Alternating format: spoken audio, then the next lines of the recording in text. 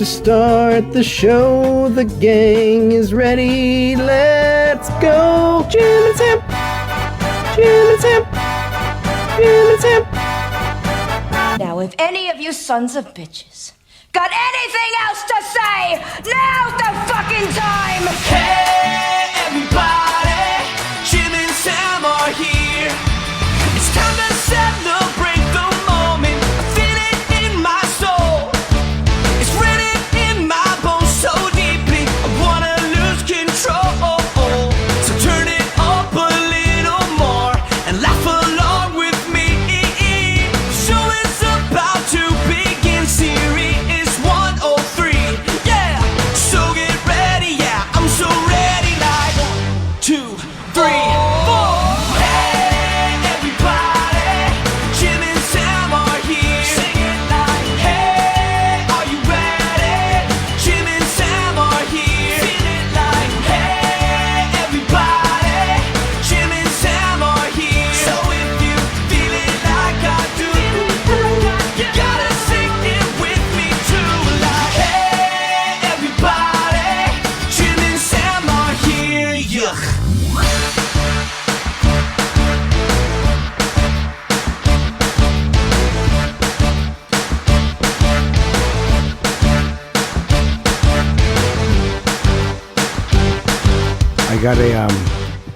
I got a nasty DM last night. Oh, really? Yeah. What did it say? I'm gonna cut you. You next. Do you guys believe that nonsense? So, the story is, I saw it. Well, do Pretty- you believe it? Well, I think it's well, there's a couple of possibilities, I think. So this guy runs a Twitter account called Killer OJ Simpson. Believe it or not, at Killer OJ Simpson is not the official OJ account that we were talking about yesterday, but an account that is marked parody. And on Twitter, you can have parody accounts. They allow parody accounts, especially if it says parody. And so, you know, he does all kinds of stuff as if he's O.J. Simpson talking about killing Nicole Brown Simpson, whatever. And he posted a video yesterday to prove that it was real, quote unquote. That he had gotten DMs from one Orenthal James Simpson. And it was O.J. saying, you better stop your account. Here, you want to play the video? The guy, you can hear the guy's voiceover in it. And he made a video because obviously if you just post screenshots, you can fake those really easily. This could be a DM deepfake video. It could be, or one of two things happening. This is a total fake, Or OJ is an alcoholic who gets drunk at night and does not realize that he is fucking doing things he's going to regret the next morning. now I've got a third theory that I think is more likely than OJ being drunk. I think probably the best theory is that the whole thing is fake. Yeah, I think so too. That's probably the most likely theory. Yeah. But my other possibility is that OJ has nothing to do with this Twitter account, that he's doing videos for it. He knows about it, but he's not logging in. He's not following people. He's not typing. He's not DMing anybody. That it's either his lawyer, who's really public on Twitter, who's gotten into fights with... Didn't he get into a fight with Anthony on Twitter? Malcolm, yeah. Anthony Cumia? Malcolm Laverne, who gave a terrible quote about this. Right. So I think that it could be that guy or anybody around OJ. Could be a manager. Could be one of these people running OJ's Twitter account for him. And maybe that person likes to get a little intoxicated. Or maybe that person has a password that's easy to figure out. Or OJ, whoever it is, might have an easy... Because a lot of times people don't realize their passwords. You know, you can... You know, my niece's name, you know. So it might be an easy thing to figure out. So Nicole maybe they got Severed hacked. Head. Yeah. Could be that. Something, whatever, the first thing that you think of for OJ. By the Yeah, way- but if he got hacked, they would have hacked his Twitter. They wouldn't have just DM'd Yeah, that's true. parody OJ. He, the lawyer he didn't return calls and messages, but this is what the lawyer said. He confirmed the authenticity of Simpson's Twitter account, telling CNN he will not be negative, nor will he comment on the LA thing. It will be one of the best accounts on Twitter to follow. He called the cutting of OJ's wife's throat and the murder the LA thing. This is OJ's lawyer? This is his lawyer. referring to the murder, the double homicide as the LA thing. Yeah, I know lawyers, there's a fine line they have to walk, but come on, dude. The LA thing? Yeah. You couldn't say past accusations. He won't be The trial. He won't be addressing his trial. He won't be addressing Either trial. previous accusations against him. He served his time. Whatever. The LA The thing. LA thing. Oh my God. Is that what it is now? You wonder why the Goldmans can't let this thing go. Yeah. You know, every turn that OJ gets, it's been 25 years, and every turn that OJ and the people around him get, they're just rubbing everybody's face in it. Yeah. So this is the video that at Killer OJ Simpson put out, and it's so funny. Like, you're looking at the Instagram conversation that he's having reportedly with this person who reportedly is actual OJ Simpson on Twitter, and it's such a Twitter conversation. He's calling him bruh. Yeah. BRUH. Watch this. Man, you would never guess who the hell just messaged me on Twitter in a DM. Look at this shit. OJ Simpson just messaged me. So hit pause for a second. What we're looking at in the video is he's showing his computer screen, and he's showing a DM window, and it does appear to be a typical Twitter DM window, and the account does appear to be the real OJ32. Can you go back over? Can you get a clearer view of what the at? Is it possible that he put a zero? I was thinking the or same did something thing. like that, where instead of a real, it was REA1. Is there one of those little weird things he might Okay, have done? that's a good call. So what? You know what? I bet you nailed it. I'll bet the L, because the O is an O. I'll bet the L in real is a capital I. Maybe. I bet that's exactly how he did it, because then he couldn't go through to the Twitter account. But then he goes to the Twitter account and shows all his followers. Oh yeah, he does click through. Oh, he does. Okay, let me see it. All he right. does click through. Alright, look at this. We're detectives So it's today. We are. We're dicks. We're it's such like a A logical leap. No, I mean, Sure it is. We're not detectives. We're just We're dicks. dicks. We're internet dicks. Yeah. You know, he's complaining and everything, right? Delete this account or I will have my lawyer remove it for false misleading content I didn't post. So I'm like, alright, cool, you know, whatever. It's a parody account. I don't think he knows that you're allowed to have a parody account on Twitter or not, but I love this I do guy's voice. He I sounds said, like the typical Twitter user. Yeah. I'm like, whatever, man. That's cool. You just post it, whatever. I don't think he knows it's a parody account. Like just a stoner who hangs out in his house all day, Yeah. doing OJ Simpson Pestering tweets. people. Yeah. and if I don't, you're gonna stab me too. In reality, I ain't lying. You, me, and millions know the truth. You tripping over a parody account, lol. Welcome to Twitter, bruh. And that's what I put. So he told him, What an enraging DM to get. welcome to Twitter, bro. If you're OJ Simpson and you feel like, and then you got this guy on Twitter who's saying, what are you going to do, stab me too? Welcome to Twitter, bro. And you're like, this is just, he's not scared of my lawyers at all. Yeah. Just to fuck around. And he said, like I said, delete this parody account, as you call it, or face serious consequences by me. I'll find your ass one way or another, so don't mess with me. I got nothing to lose. Grow up. Okay, so I sent his ass this dagger and a thumbs up, right? He sent him an emoji of a thumbs up and a dagger. Oh, so OJ was, or whoever it was responding. Correct. They, What is that? they didn't make it look like that in the story. They made it look like OJ just sent a bunch for no reason. Oh, really? Yeah. Yeah, no, I just saw this video. Sent me. And then OJ responds with a dagger emoji. Which even if you're responding, if you're OJ... It's tasteless, yeah, but he's just responding.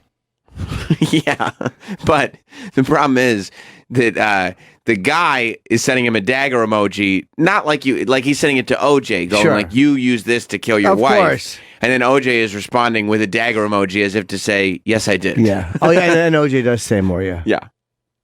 For real, dude? That's crazy. And I go, guy. what, you gonna kill me too? See, this is the shit got your ass locked up the second time and should have been the first. Get it together and take your pills, bruh. Oh. It's a parody account. Get it together and take your pills, bruh. Come on, bruh. For you guys that gonna say this shit's fake, right? Okay, so now he's Well, clicking through. did he send him the actual... I think there's another video where the conversation continues, but for now we can leave it here. 'Cause he's going to click him through. Hold on, yeah. On computer.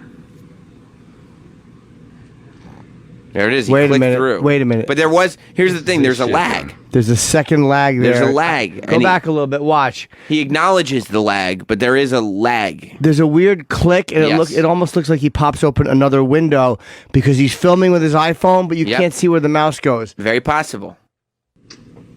On computer. See, come on, computer. There you go. This is. I don't know. He just clicked out of it.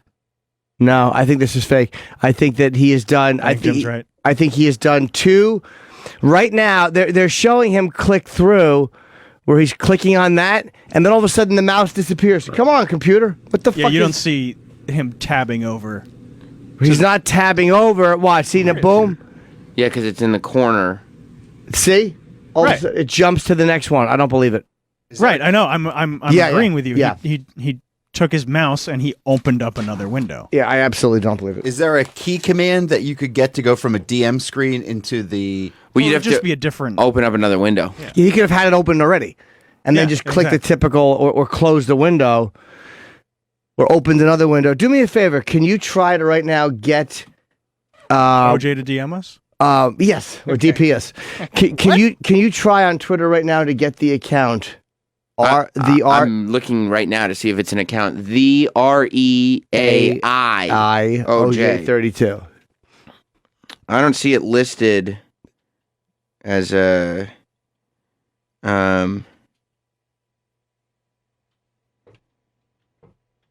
Yeah, there it is. There it is. It's no.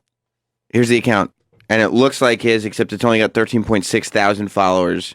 This one has 14 followers, and that's the real OJ. There you go. That's how you did it with a one. No. It's not. Is that what's that? Oh what's yeah, that? yeah. Yep. Not with a 1, but with an I. Oh, I'm sorry. No, Yeah, I with mean a capital I. capital I. Yep. That's how I think he did it too. Yep. Yep.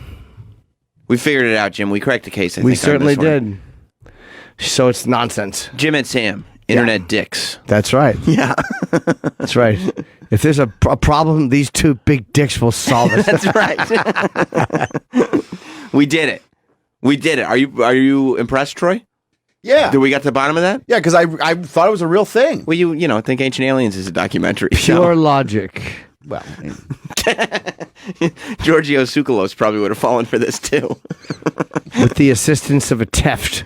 Well, yeah. It's good to have one theft in your office. Absolutely. Two I've had thefts two in thefts your- in my home, but one theft in my office is good enough. There was another one. Poor Travis posted another family photo. And it was like this nice thing. I think it was on Father's Day. And I always look at the comments. And the first comment is, it's always important to have two thefts in your home. I'm just like, it never ends for him. That's funny. Evil Sam put me in the fucking Clockwork Orange hat. I guess it does look like that. It does. It does. And I'm youthful like Alex. Today, Let's crack some more cases. you like this. You're excited. Yeah, so the DM conversation went on, and it was reported in a bunch of papers and everything. And you know, the guy did a good job because all of the dagger emojis were in response, but one of the other responses was a dozen dagger emojis. And Can you tweet out that Sam and I solved the case, please? Yeah. Immediately before anybody else takes credit. Should we mention a bunch of news agencies? Yes, please mention news agencies and ABC say News, NBC News. Yeah. please Yes. credit Jim Norton and Sam Roberts With cracking the case. cracking the case. Internet dicks. White House. Also, Yeah, please could also put Got at- that, Chuck? great job, hard work. yeah, Can we check the one thing? What's the second video? and could you put nobody solved this before Jim and Sam? Sad. Yeah. Just All caps. sad. The Democrats couldn't solve this. Right. No collusion. What's the other video? The second video, Sam. Yeah, go back to the We should take a quick look at it and make sure that there is no honest click through that will destroy our theory. that's right. Of course we should. which the video from Pekkas. Yeah, the account that we were just looking at. Because there's the second video where he goes into his DM conversation furthering along. Somewhere, go to his Twitter account. It's right behind the... Yeah, if you go down, you click media, you'll find it. Yeah, it might be one of those. That's the one it might be. Whichever one. But the other one looks like OJ's. Yes. Yes. There you go. Is this it? It doesn't look like it. No, Rob says Troy has the video downloaded on his computer. that's dope. I'm just telling you where it is. I'm not bragging. Oh, I think it's cool. Yeah, me too. Yeah. Oh, Look there's at a Troy. whole bunch. He's got his bootleg videos, just ready to go. Is Troy bootlegging It says- videos now? See the one that says fake OJ too? I think it might be that one, Troy. Where's the fake OJ too? It's in alphabetical order, bro.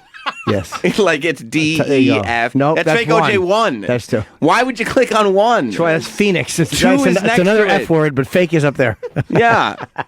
Phoenix starts with a P, Troy. What are you doing? Fuckers. Now you're just blowing his mind. Oh my God. Well, it's just now it's all jammed up. How come you won't open it? Ha ha, Sam. Phoenix starts with a P. Here we go. Okay. Look at that. You got it, dude. Let's check it Well, out. we have a different method of doing things now. By the way, this is why Troy completely believed the lag Yeah. on the computer Sure. in the fake OJ video. He assumed it was just a little operator error. Because you wouldn't say, "Come on, computer." Right. Okay, that's exactly where you're letting people know. Oh, here's why it's lagging. I deal with that. Right. That's like the VO that Handsome Rob does in our Instagram videos. It's like so obvious. Why would you? Unnecessary. Why would you say it out loud? We're not going to comment on the LA thing. Don't you love that? I do. This is going to be a great Twitter account. No talk of the LA thing. All right. All right, here's the second video. This is from the parody OJ account, Killer OJ, whatever, that purported that he had DMs from OJ Simpson, the Jim Norton and Sam Roberts internet dicks. We have concluded that we believe it to be a fraudulent. Yes, and we have figured out the way they did it. Capital, not lowercase l. That's right. OJ DMs me again. Okay, check this out. It's his actual account. I'm gonna click Let's it see, here watch. in a minute and show you guys. Okay, let's see the last click. Continues He's gonna with click the it in a other minute. DM. He goes, "Think I'm playing, motherfucker?" And I go, "Sally, nope. Look, if my little Twitter account with 300 followers bugs you that much, then man, you weak as fuck." Okay, so I only get 351 followers. This dude's tripping. Seen that video you just posted about me? Think I'm playing? Tired of all your bullshit? I will find your ass and cut you. Don't believe me? Just watch and see, bitch. That seems like a little harsh Of language. course, That seems a yeah. little uncalled for because this parody account posted a video of OJ, and it was the video that OJ posted on his Twitter account saying, hi, Twitter world, that we were playing yesterday, except in the background he added screams and saying, let me out! Let me out! Were they actually hers? I don't know. I don't think so. Okay, they had audio of her on the phone. Oh, with the no, police. it was clear audio. Okay. It wasn't from the 911 calls. There are others that literally. Wish this guy read slower. Jesus. I know. More followers than me, and more convincing than mine. Left mouse, if you're gonna cut me. Awesome, is that what you said to Nicole? And I guess that fucking made him go on a fucking rage with all knife emojis. See how He goes, OJ's "You going back next." and forth in real time with him? 44 minutes, 42 minutes, 44 minutes. It's quick. Yeah, they're having a... Like he's just sitting on Twitter. Yeah. Yeah, OJ's not on his own Twitter account. No. No. You know how you know OJ's not on his own Twitter account? Because all he does is post videos. If he were on his own Twitter account, he would be tweeting. That's right. He's figuring it out. I tweeted out that you guys figured out the case. What did you refer to us as? Oh, just Jim and Sam. Then delete it. I mean, the branding's off. Internet dicks? Yeah. Okay, hang on. I mean, wait. DICS, of course. Yeah. DICS? Yeah. Yeah. Yeah. I mean, Travis, like, if we're not going to get the branding right, don't bother. That's right. You know, this is important. This is a new venture that Jim and I want to kind of go into. That's right. Okay, Jim and Sam. Yeah. Internet, INTE, or DICS? Yes, and then the next word would be UKKERZ. No. Don't put that part in. Nope. Jim and Sam internet dicks have cracked the case and determined that the OJ parody account was DMing with a fake OJ account using a capital I instead of an L. Yeah. And then write, They were the first. No one figured this out before them. Sad. perfect. Okay. And then I'm going to add a few new J's. However many characters you have left. That's what I'm going to Add some- BuzzFeed, CNN, get them all involved. Yeah, It's get gonna the blow fake lo- phony news. Yeah. All right, let's see. Now let's watch this. We'll watch the click through. Yes. Literally is the OJ, the real OJ, 32. Okay, and I go, man, chill, LOL. Went out of your way to single me out. That's all good. I don't mind. It comes with having a parody account. This actually is funny to me.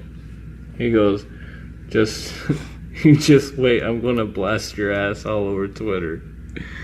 Okay, I go, cool. And when you do, I'll be here.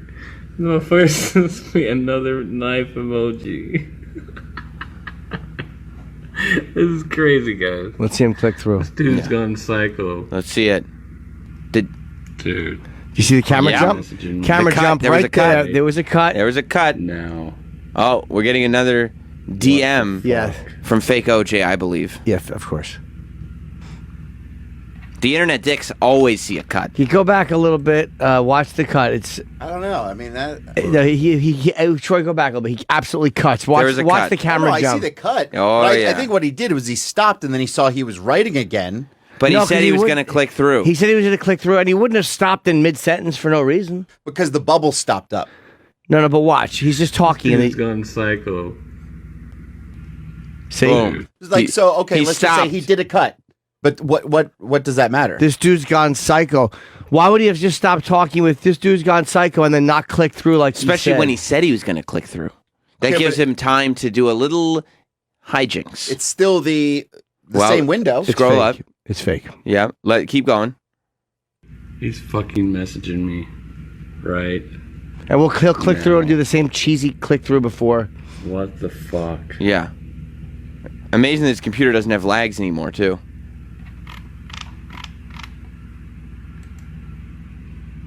Yeah, no. And here's something else. I don't know if this makes any sense, but if you look, he scrolls all the way up. He Yeah. scrolled all the way up to the top, and then the top one is "Think I'm Playing, Motherfucker." So where's all the other? Where's all the other DMs that were there in the first video? Right. But he does click this, and it looks to me like he goes right to the account. What do you mean? That was a faster click. It was a much faster click. Yeah. What do you mean? Where's all the other videos? Meaning, Well, I mean, in the that was first the DMs, video, we the- saw the other DMs. Right. This is the second video. The first chunk of DMs from that first video is not in this conversation. Troy's right. He is an assistant internet dick. But wait a minute. Does he scroll all the way to the top Look of at the it. chat? Look at the That's- bar. Yeah. Scroll. It's all the way up. It's darkened. That's the top of the bar. Uh, There's no more DMs. And why, if it was really OJ, why would he close out of those DMs or delete them? He would never have oh, you deleted wouldn't them. have. It's a forgery. Yep. I believe it to be forgery. But when he does click the profile, it goes to it pretty fast. It Yeah, goes it to does it because fast. he had another window open. Let me do it again. Watch. But watch the angle. You don't actually see it going through. Let's see if we see it going through. This is important. I don't know how you'd fake Mouse that. didn't move. Mouse didn't move. Yeah, that one is a convincing one. However, I still think that you know back who I again. want to get in That's here? Very convincing. I want to get in the masked magician who would give away. Remember Magic Secrets finally revealed? Yeah, it's one of the all-time classic television shows. It Yeah. doesn't feel convincing at all. It was a great show. Sure it does, because when he clicked through just now, Right. the mouse didn't move. The mouse was still in the middle of I need the masked magician of for the that one. screen. Watch, Troy, do it again. Me. That's what she said. Right. Now. But by the way, hit pause. What the fuck? Do we ever find out what he was just writing? Why would he turn the camera back on, look at OJ's bubbles? Because he said that he's got a third video that he might premiere on YouTube. Oh, we might premiere it on YouTube. Yeah. So he decided to turn his camera back on because he saw the bubbles and then click out of the DM once the bubbles were going. Well, where does the REIOJ? Oh, yeah, it takes you to that one account. Okay. Yes. Let's see. Watch. There's some kind of. Let's see. Okay, so watch. Watch when he clicks. See how the mouse is still there? However, that could be done in editing. And I'm going to tell you something. It almost goes too fast. You're right. That goes too fast, especially compared to the last one Like that as went way opposed too to a slow. click over, a disappearing. It just Let's see it again. It goes too fast for me. It Yeah. doesn't look natural. No, it doesn't. Bump there. Right. Dude, he's fucking messaging me And let's see if he said what OJ said to him. He didn't. now.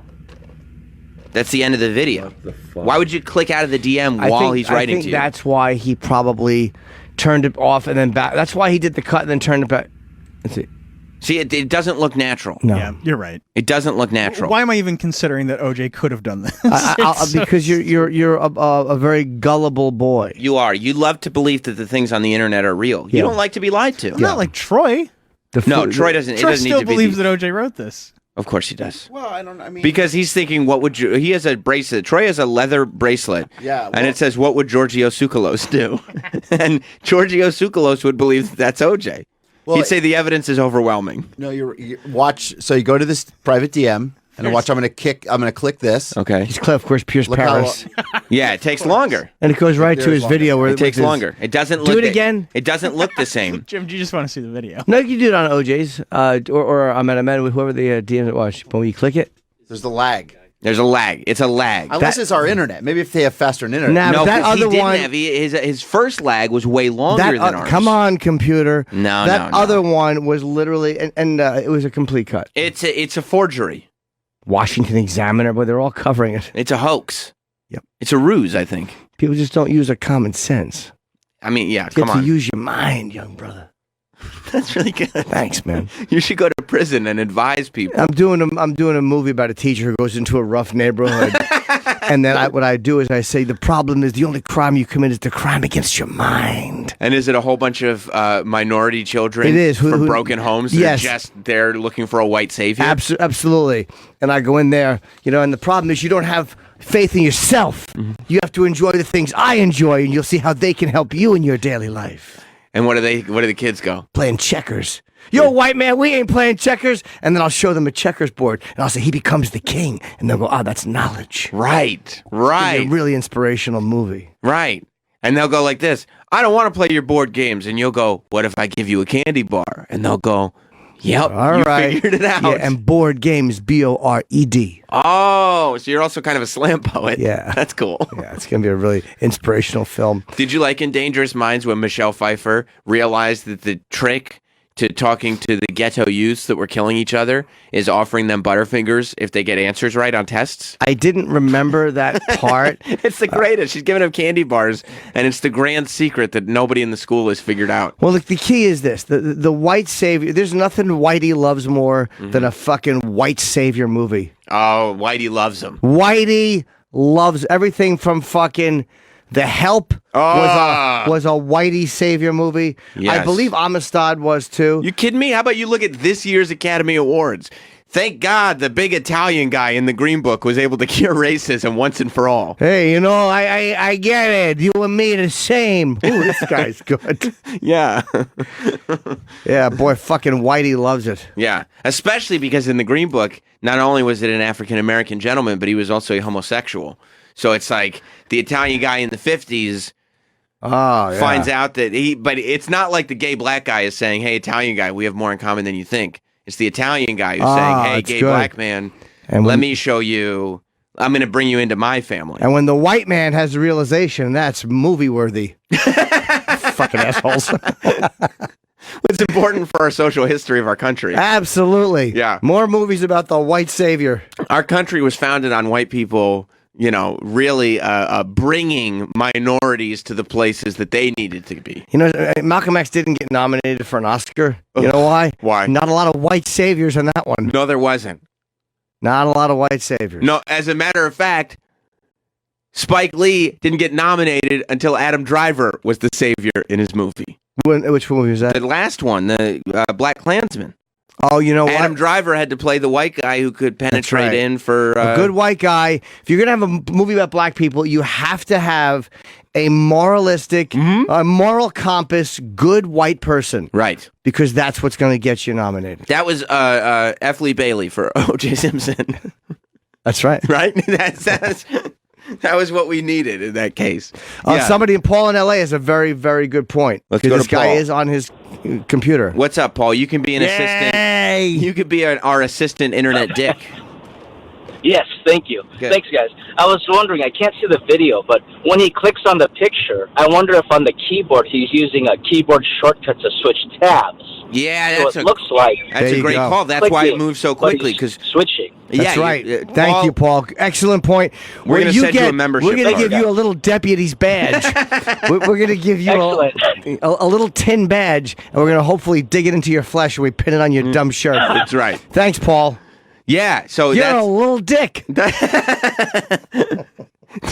that's the name of our fan base now, the Little Dicks. Little Dicks with an Little apostrophe. Dicks. Yeah, that's exactly what happened. That's why it looks unnatural. We're watching in the second video this guy, and we're tweeting all this stuff, I'm sure, all the videos and whatnot. But when he closes out the second DM, and Troy, you were saying it goes straight through, and you were right.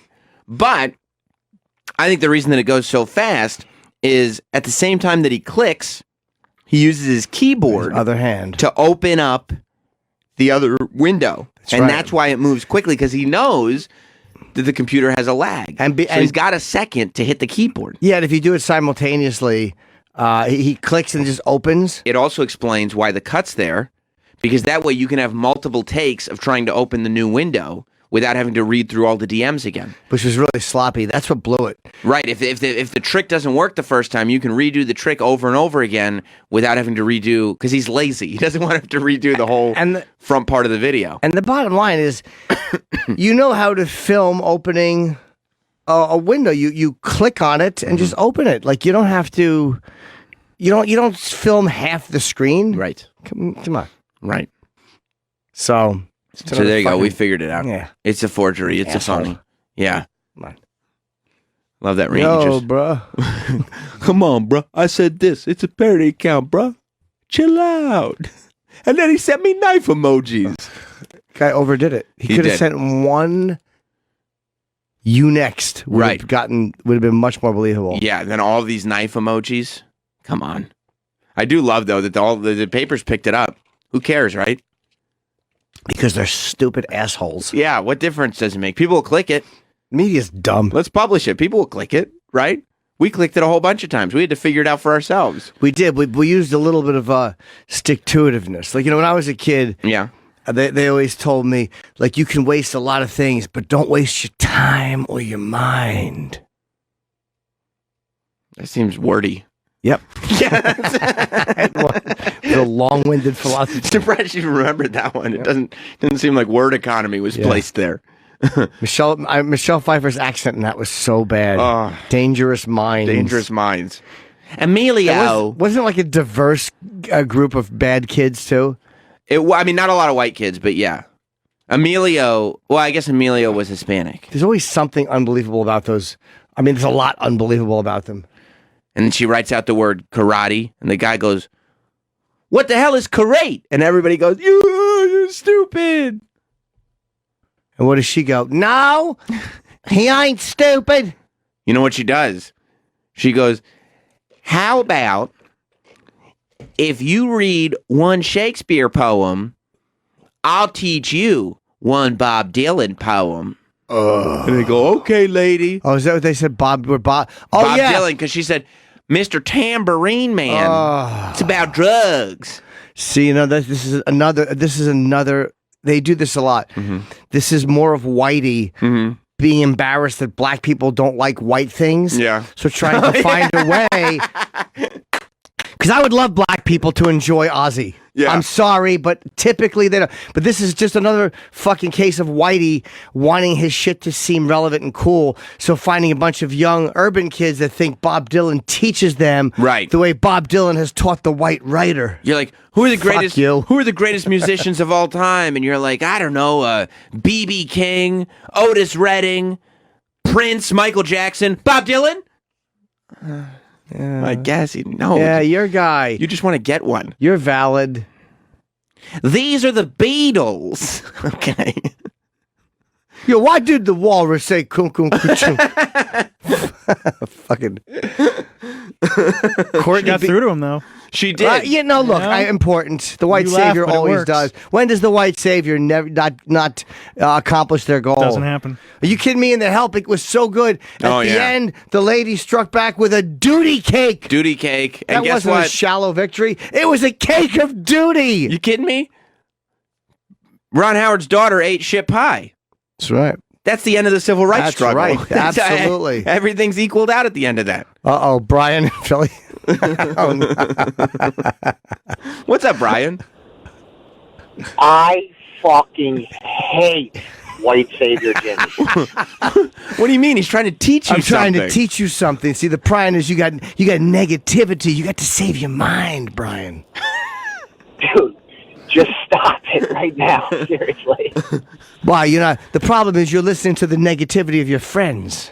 You think that's what it is? Yeah, where did he go? Yeah, he's a good kid. Yeah. He's gotta get away from that bad crowd. That's right, bad crowd. You remember Michelle Pfeiffer has to bring them all to the amusement park. That's if they do really good at the end of the semester, they get to go ride roller coasters. Like fucking By the way, black kids and poor kids don't know about fucking amusement parks? I've seen the kids that are in that class at Six Flags.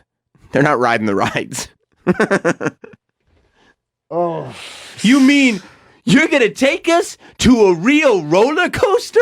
Oh, white lady, you know the world. That's why The Wire never got nominated. Yeah. Because there weren't white heroes. Yeah. Like the one of the thing in The Wire, there's a scene where Bunny Colvin, I think it's in season 3 or whatever, a couple of times where guys will take somebody out for like a meal, but it's not. It's like he's a black cop.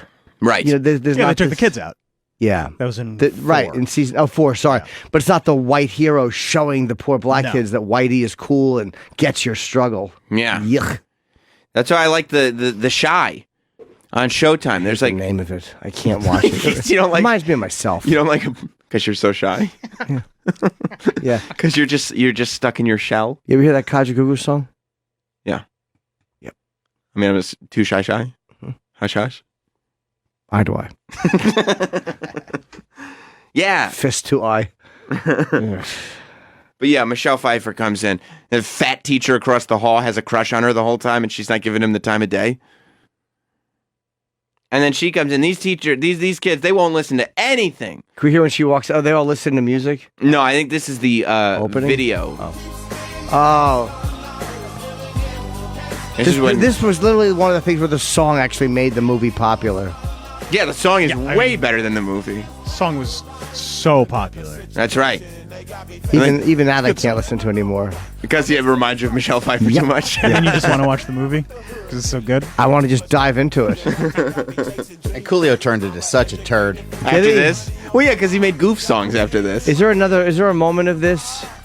From Dangerous Minds? Just a moment. You want to see a scene? Just treat me to a moment of when she shows how cool white stuff is. You know what's wild about Dangerous Minds? It is the quintessential white savior movie, in my opinion, just because it's so hokey and over the top. But at the time that it came out, this movie was huge. It was big. Her accent always bothered me. The fact that she sounded like 6 different people. Like Kevin Costner in Robin Hood. I vaguely remember it. His accent in Prince of Thieves was atrocious. Oh, is it bad? Horrible. All right, let's just zip into a place in a classroom. Yeah, I went. Oh, here you go. Here you go. This is it. This is great. Okay, so so Michelle Pfeiffer. This is the movie Dangerous Minds. It's one of the greatest things that you can go back and watch and go, what were they thinking? And understand at the time, this movie was heralded as a culturally relevant social film. Wasn't this during the OJ trial? This is 95, so all that was just over, just happening. So again, it was just another way of fucking, of Whitey giving themselves a little pat on the back. Yes, it was. Yes, it was. We got OJ. We got the juice, and now here's Michelle Pfeiffer to teach all the ghetto youths of America. By the way, I got terrible reviews. Dangerous Yeah, Minds? it's 28% on Rotten Tomatoes. Yeah, but Rotten Tomatoes is now, though, right? Or are they going back and getting old Yeah, reviews? they just go back and get old okay. reviews. I mean, all the reviews are posted. Oh, they're bad. Yeah. Oh, yeah. Are they criticizing it for that reason? About New York Times. It says was she's a giant movie. It was though. huge. It made $179 million. Yeah. It was huge. Yeah. Opening day? Yes. Yeah, nothing after it. Yeah, everybody went day one and then went, oh my God, what the hell? Can you read one of the reviews? They all went to see. We have seen this basic story before. Stand and Deliver, Lean on Me, Teachers, Dead Poets Society, and so on. This version is less than compelling. Oh, who wrote that?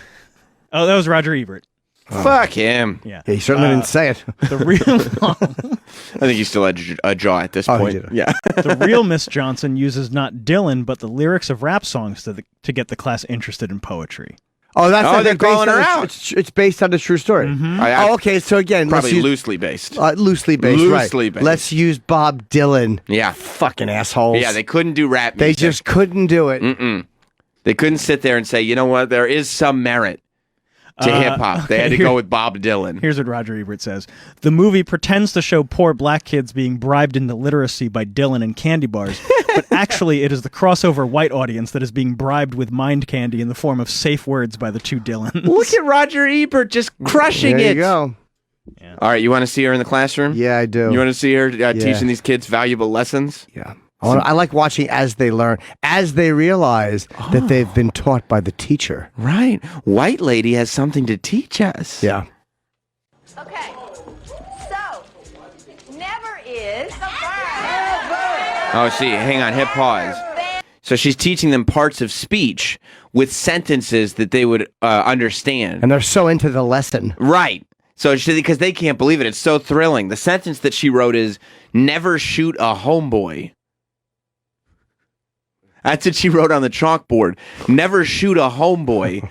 And since all the ghetto youths in the classroom, they relate. They're going like, oh, this is so great. Our teacher knows about not to shoot a homeboy. Do you like that, Troy? No. If that your realistic? teacher, if your teacher came to the classroom and said, Troy, do you want to learn about adjectives today? You'd go like this. No, teach, man, I want to do cool stuff. And she was like, okay, what about this sentence? Never shoot a homeboy. Would you go, okay, I am ready to learn. I'd be like, this fucking white bitch is whack. Kevin in Philly, completely right. Let's go to Kevin. Hey, what's up, guys? Hey, Kevin. Hey, you ever notice there's always like one bigoted whitey in the movie that always says, you'll never teach those savages. Oh, yeah, totally. What do you think you can teach them? Well, I haven't given up yet. And the new teacher is enthusiastic, and the old fuddy-duddy has just given up. Yeah. Give them all knives and grenades. You're going to have to learn at some point. They're from a different world. Yeah, them people don't learn. Yeah. Oh, yeah? Maybe you're the one who hasn't learned. Rob's got a great white savior movie that we didn't think of. Oh, hold on, let me hang on. Before you go to Rob, I would like to hear the rest of Michelle I'm sorry, Pfeiffer's sorry. Never Shoot a Homeboy parts of speech lesson. Sorry about that. And then I would like to hear Rob's movie. Fantastic. Woo, you guys will be reading poetry soon. You guys are Look at that. They get candy bars if they know the right part of speech. You see, they jump up and shake hands. Homeboy! The ghetto youths get excited because the word homeboy is written down. So Part of their condescending. vernacular. Yeah. Homeboy! Yeah! it's like Drake at a Raptors game. Like they're just over the moon for that word. It's just, it's so fucking corny.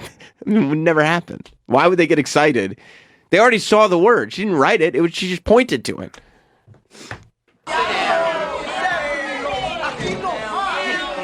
So now, Honorable Sensei, it's obvious that homeboy is a noun. Well, give me my damn candy bar. Oh, you see? They're participating in class because she doesn't mind that they get a couple of jokes out there and they get candy bars. And not the fun size, by the way.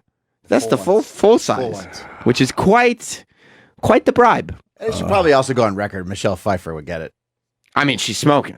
Smoking hot. No, but I mean, she probably have to drop the accent. I know. Well, you know what? No, she actually knows how to handle in her city youth because she's from Baltimore. Right. If you saw Scarface. Yeah, that's right. That's right. So she knows. She knows. Boy, poetry will be a piece of cake for this crowd. Yeah, how come you keep saying poetry? What's poetry got to do with this shit? Poetry? Oh, and look at that. All of a sudden, the students are engaged. What? Go ahead. Explain. Yo, you keep saying poetry. What's that got to do with this shit? Teach me, teach. And just like that, the student started learning from the teacher. That's the moment you were looking for, Jim. Yeah, sure is. That's when the student didn't realize he was ready to learn. What does she say? I literally, this makes my head itches watching this. It's so bad. Poetry, you can read just about anything, hon. When you're ready for poetry, you're ready for bear. I said bring on the bear. I'm always ready for bear shit. Yeah, I'm always ready to see you bear. Oh. Yeah? Oh. Well, okay. Here's the bear. I just happen to have copies of a poem written by... See, she's challenged them. She's saying, you're not ready for bear. And they said, yeah, we are. Yeah, we are. And now she's going to teach them about poetry. Exactly. If this was real life, somebody would throw an apple at her tits.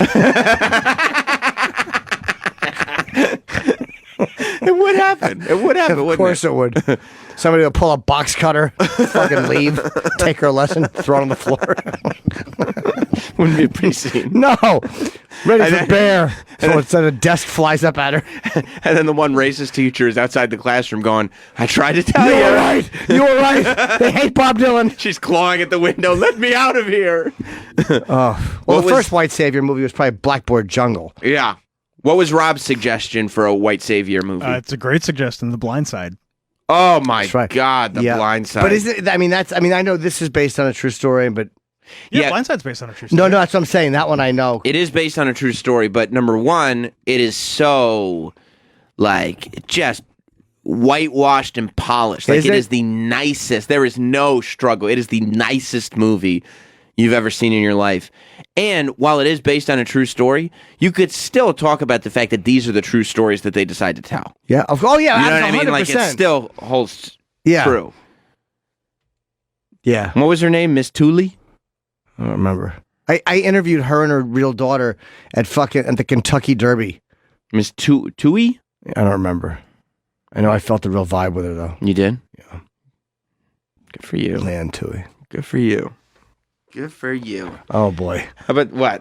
I wonder what they called the grandfather. By Pa Tui. Okay. People are going crazy trying to figure out where that's from, by the way. They'll keep thinking. Let them. Did you hear about the Parkland kid that is not being let into Harvard? Yeah, Kyle, whatever his last name is. Kashuv. What do you read he sent some racist DMs or texts to some friends. So here's over the top nonsense. Here's what was going on. He was admitted to the Harvard class of 2023 3 months ago. And didn't he have an over 5 GPA, by the way? This wasn't because of the shooting. Like, he actually had the grades. Smart kid. And, book smart kid. And they let him in, blah, blah, blah.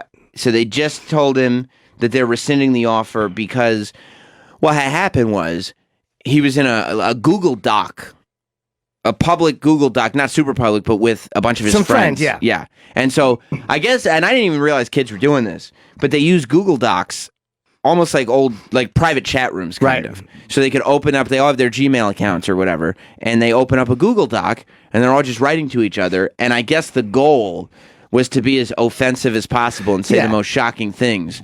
So, and he defends himself by saying, look, I'm a proud Jewish person, and I said anti-Semitic things too. Right. This is just what we were doing. Yeah, just being obnoxious 16-year-old assholes. Right. So he's 16 at the time. Now he's 18. But when he was 16, he's in this Google Doc with his buddies, and they're writing offensive things. And at one point, the one that really got him is in one text, he wrote the N-word, I think 11 times in a row. He's misspelled it once. Yeah. And he said, practice makes... He said, I'm so good at typing the N-word, practice makes perfect. That was the one that got him. Somebody, though, he didn't put it on Twitter. No. He didn't put it on Facebook. It was in this Google Doc that was only between him and his friends. Somebody in the Google Doc screen grabbed it, and once he became a public figure because he was one of the Parkland kids that was kind of coming out and being against gun violence and pro school safety and all that stuff. Wait, was he against gun violence? No, he's a conservative. He's pro guns. Well, he's definitely Jim's right. He's pro. He goes against the grain. He's a conservative. Oh, maybe that's why they. Of course, that's why Harvard. Of course, that's why Harvard. And that might be why some of the people in the chat went after him. Maybe because he wasn't going with the agenda that most of the other students were going. And with. some of that Google document. I just heard that he was pro school safety. They probably didn't. I mean, they probably had. It probably still existed. They probably just didn't use it anymore. But it was probably still in somebody's email chain or whatever. Definitely. Yeah. And so somebody screen capped it. So he wrote. Can I get a side of that tit sauce, please? I'll pay extra. You eat. And then what's this? Jack, fuck my ass now, bitch. Where are you? Get in there. Fucking moped and drive. He spells Get it in the biatch. fucking moped. Oh, moped and drive, biatch. And then he says the N-word a bunch of times. And he goes, I'm really good at typing it because practice makes perfect, son. He's being obnoxious and over the top. And this is not a person sending this out. And there's people on Twitter who are happy.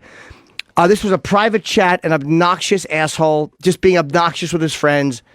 And people were like, oh, Harvard did the right thing. This is about sisters. Shut the fuck up. Do you really offer up all of your DMs and all of your text messages and see if there's anything in there that gets you in trouble? Yeah, when I first read the story, so like I'm looking at it and I'm like, okay, that doesn't age well, as they say. But 2 years ago that wasn't good. That's why he wrote it. Right. 2 years ago, I mean, it's always been horrible, right? But I thought when it first became a thing that he had done this publicly. And part of me goes, look, even though you're 16 and you got to be allowed to make mistakes, I don't mind there being some accountability when you're putting stuff out there in public. Hopefully it'll teach kids about what public is, right? Hopefully but when it's not in public, when it's just in private, Andy's apologized, and so he wrote a letter of apology to Harvard, and then he wrote a letter of apology to the diversity shit, whatever. Yeah, group. But he's a conservative. And interestingly enough, Harvard wrote him back, said, we can't offer you admission. We appreciate your apology. The diversity, office, the Office of Diversity, didn't know that Harvard had written that to him, the main office. So they wrote him a letter that just said, we accept your apology. Yeah, even though the diversity office should have said, you don't owe us an apology. This is how fucking arrogant people are. Everyone should have said, you don't owe us an apology. As a matter of fact, you owe no one an apology for saying asshole things in private. You know who owes the apology? The person that made it public. Right. Because if we're going to start demanding apologies when private shit is made public, then why don't we all just open up and go, hey, I'm really sorry because I've also been a piece of shit privately. Mm-hmm. Maybe not with race, but with sexual identity or whatever. We've all done it. With something, or we've all been rude about our boss. My boss's wife's a cunt. We've all said things that would ruin our lives privately. Every single person. Everybody on their phone. Not everybody has N-words all over their phone, but everybody, if you went through long enough, even in the last 2 years, but if you went through long enough and you went through every text message, every private conversation, there's something in there that you wouldn't be able to defend in a serious way because you didn't mean it in a serious way. Because you meant it obnoxiously, or you just said something mean. Especially at 16, right? Especially at 16, but nobody offers that information.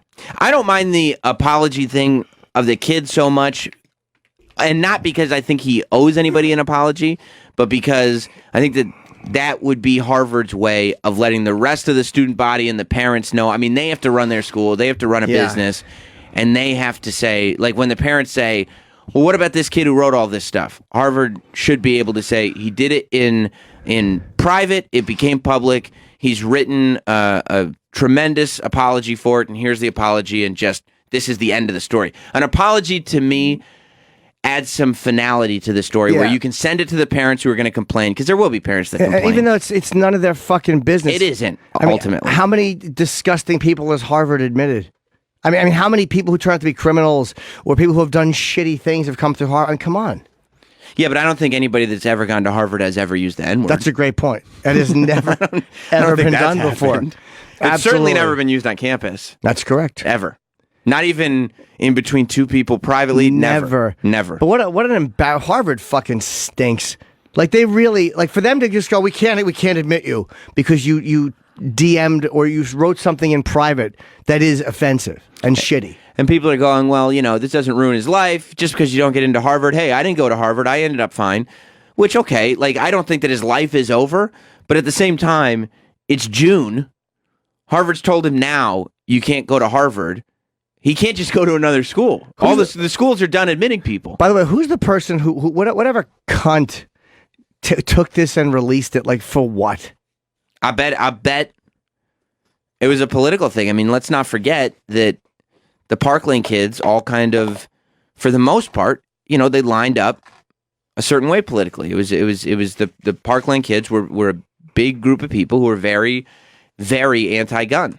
That was a big part a couple of years ago. And that's fine. And totally fine. And I get it. But this guy just having his opinion. Yeah. And then Harvard just said, that and of course there's a picture of him on his thing talking to Trump. And I guess that's another thing they don't like. Mm-hmm. Because he wrote some dumb shit. Then he comes out and says, I'm sorry. At 16. Yeah, but that's what they said. That's. Hey, how you doing? Hi, John. I just want to say, I'm probably the same age or older than Kyle's parents, and I know how the internet works. I've been telling my kids for years that whatever you do online, whether you send a message to somebody or you post something, is going to be forever. How do you? Do they listen to you? I don't think that. They do. Yeah, they do. And I don't think Kyle's parents are and shitty. And people are going, well, this doesn't ruin his life just because you don't get into Harvard. Hey, I didn't go to Harvard. I ended up fine. Which, okay, like I don't think that his life is over. But at the same time, it's June. Harvard's told him now you can't go to Harvard. He can't just go to another school. The schools are done admitting people. By the way, who's the person who whatever cunt took this and released it? Like for what? I bet it was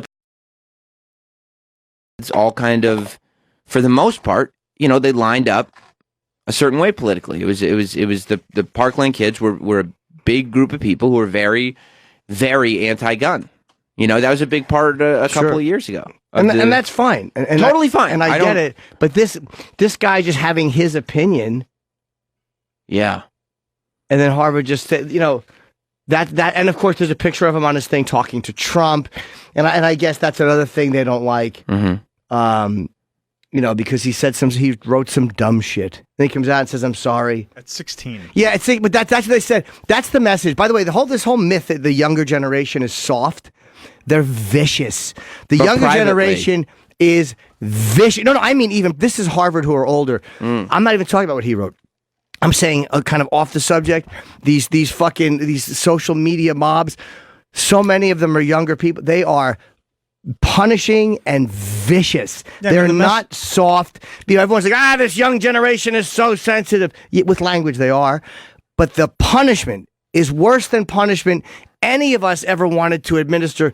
Like when I was growing up, hey, don't say the N-word, you're going to get punched in the mouth. Now, don't say the N-word or we're going to look at it 20 years on a job application. Yeah, this is a life sentence. Your life is ruined. Yeah, anything you do. I think that what social media has done is dehumanized people to this level where you can't. It's literally the same thing as cyberbullying, right? The reason cyberbullying is so harsh and damaging is because it used to be you had to bully somebody to their face, and you would see if you were like hurting them, if you were destroying them, you would look in their eyes and you would see what you were doing to them. Some people could handle that, some people couldn't.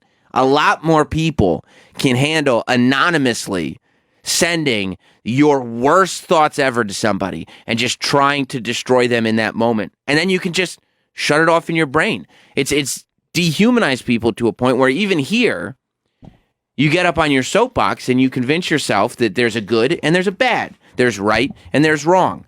I'm on the side of right, so I'm going to make this person pay because he's on the side of wrong.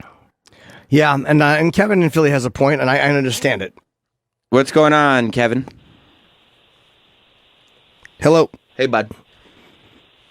Kevin's gone, but he's bringing up the PR that Harvard would have to deal with. And he's saying he doesn't blame them. It's bad PR. But that's why I talked about not minding the apology. Or how about fucking Harvard comes out as quote unquote the most prestigious university in the country and says, yeah, the guy said some stupid things in his private life. We don't agree with it. We don't like it. You know, a lot of universities have had to distance themselves from things professors have said. Mm-hmm. How many times have professors said things and they come out and they go, well, we don't agree, but we value their right to say stuff. Shouldn't we be teaching kids that like forgiveness and redemption are like actual? Of course we should. Exist? Or you have the right to have said stupid things in your life if you turn things around and you don't behave that way anymore. Good. And isn't there a reason like we don't let kids vote? We don't let kids join the military. We don't let kids. They make terrible decisions. Exactly. Yeah. They make terrible decisions. Exactly. But what this is saying is, well, it was only 2 years ago. You haven't been punished enough. But fuck Harvard. Why not sit there and say, you know, it's a little scary when your institutions of higher learning are falling into being part of just the reactive culture of things. Just reacting to, immediately make this, okay, you can't come here. We don't want to deal with this. Okay, you can't come here. When you realize that Harvard are as big a cowards as any other company, you think that they would, because he got in on his merit. It wasn't just, did David Hogg get into Harvard too? I don't know where he went. I know what you're talking about. That was the kind of the face He's of the face Parkway of that, guy. and there was a girl too. Yeah. Yeah, I don't know remember her what you're name. talking about. Is he going to Harvard? 'Cause I remember Laura Ingraham criticized him, and everybody pounced on her. Well, you know, it's I don't know why Harvard wouldn't try to find a middle ground and say, hey, how about this? We get the sensitivity to this. This is a really ugly thing to have to read. And he wrote it when he was a kid. He's only 16, but now he's only 18. It was only 2 years ago. How much can a person change over 2 years? How about this? He got into Harvard on his own merits. He's issued this great apology, and I saw it. It's like 2 pages long. He issued a real apology. We're going to bring him into Harvard. We're going to put him on some kind of probationary period where if he behaves himself and he doesn't display these behaviors anymore, we are going to welcome him into our academic community. And if he repeats any of these behaviors, hints towards any of these behaviors, we're going to immediately throw him out of school. Yeah. You know what I mean? David Hogg is in Harvard, I believe. Would that be that difficult? Yeah, he got accepted to Harvard. Yeah. And I mean, I'm sure he was a good student, but He's not dropping M-bombs in Google Docs either. This guy actually had his, I don't know what David Hogg's GPA, but this guy had like an over 5 GPA. Yeah. I mean, it's not one or the other, right? Right. And I'm saying, Yeah. but I'm saying they looked at David Hogg, I think, because of his activism and the fact that obviously they survived this fucking horrible thing. Yeah, I don't mind David Hogg going to Harvard. Yeah, I didn't care. But yeah, I think put the kid on probation, announce his apology, and move on, and let people know that you're not going to give in to terroristic threats from Twitter mobs. You know? Yeah, we should really be encouraging kids to be better. Be best. Be best. Be best. How could you be best if you can't be in a position to redeem yourself? Yeah, give them opportunities. Allow redemption. Okay, but it's going to cost you. If you do this again, it's going to be way worse. The bottom line is, look, here's the punishment. Everybody knows you wrote this. That's fucking embarrassing. You have to face black students who may or may not like you for it, but like, you know you've written that. They will look at you and know you've written that. It's right. Fucking embarrassing. It's like getting caught bad-mouthing somebody. You ever send the wrong text to somebody? And it's fucking humiliating. You're like, even if it's somebody you don't like, you're like, I didn't mean to say. Imagine writing that. You bet I have. He was the worst fuck ever. What? Oh, wrong. But can you imagine writing that and then having every other student know it, and you have to walk on camp and you've now there's a penalty for that. Right. It's embarrassing. You've now got to prove to your classmates that you're not this guy that you're they think not you that are. Asshole that everybody thinks. Yeah. Society has a way of dealing with this when you want to enter into, these certain sects. But yeah, I bring him into Harvard, put him on probation. Yeah. And display his apology for all to see and understand that this is what we do. This is how people grow, Mike in Westchester. What's up, Mike? So there's all this Harvard and Parkland stuff. I want you to apply the same thought process to O.J. Simpson. And it's time to forgive and forget and let O.J. go on with his life. I went home last night after listening to you guys. I followed him on Twitter. You did. I got all my O.J. Simpson football cards out. I looked at the juice again.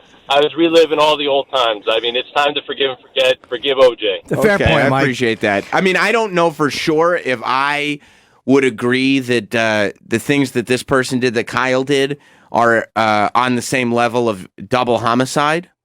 But, I mean, I guess that's up to interpretation. By the way, you know what's really interesting? And God forbid, of course, the fucking message of Harvard isn't respecting privacy. Right. It's funny for all this fucking yapping the whole country is doing about Facebook and privacy.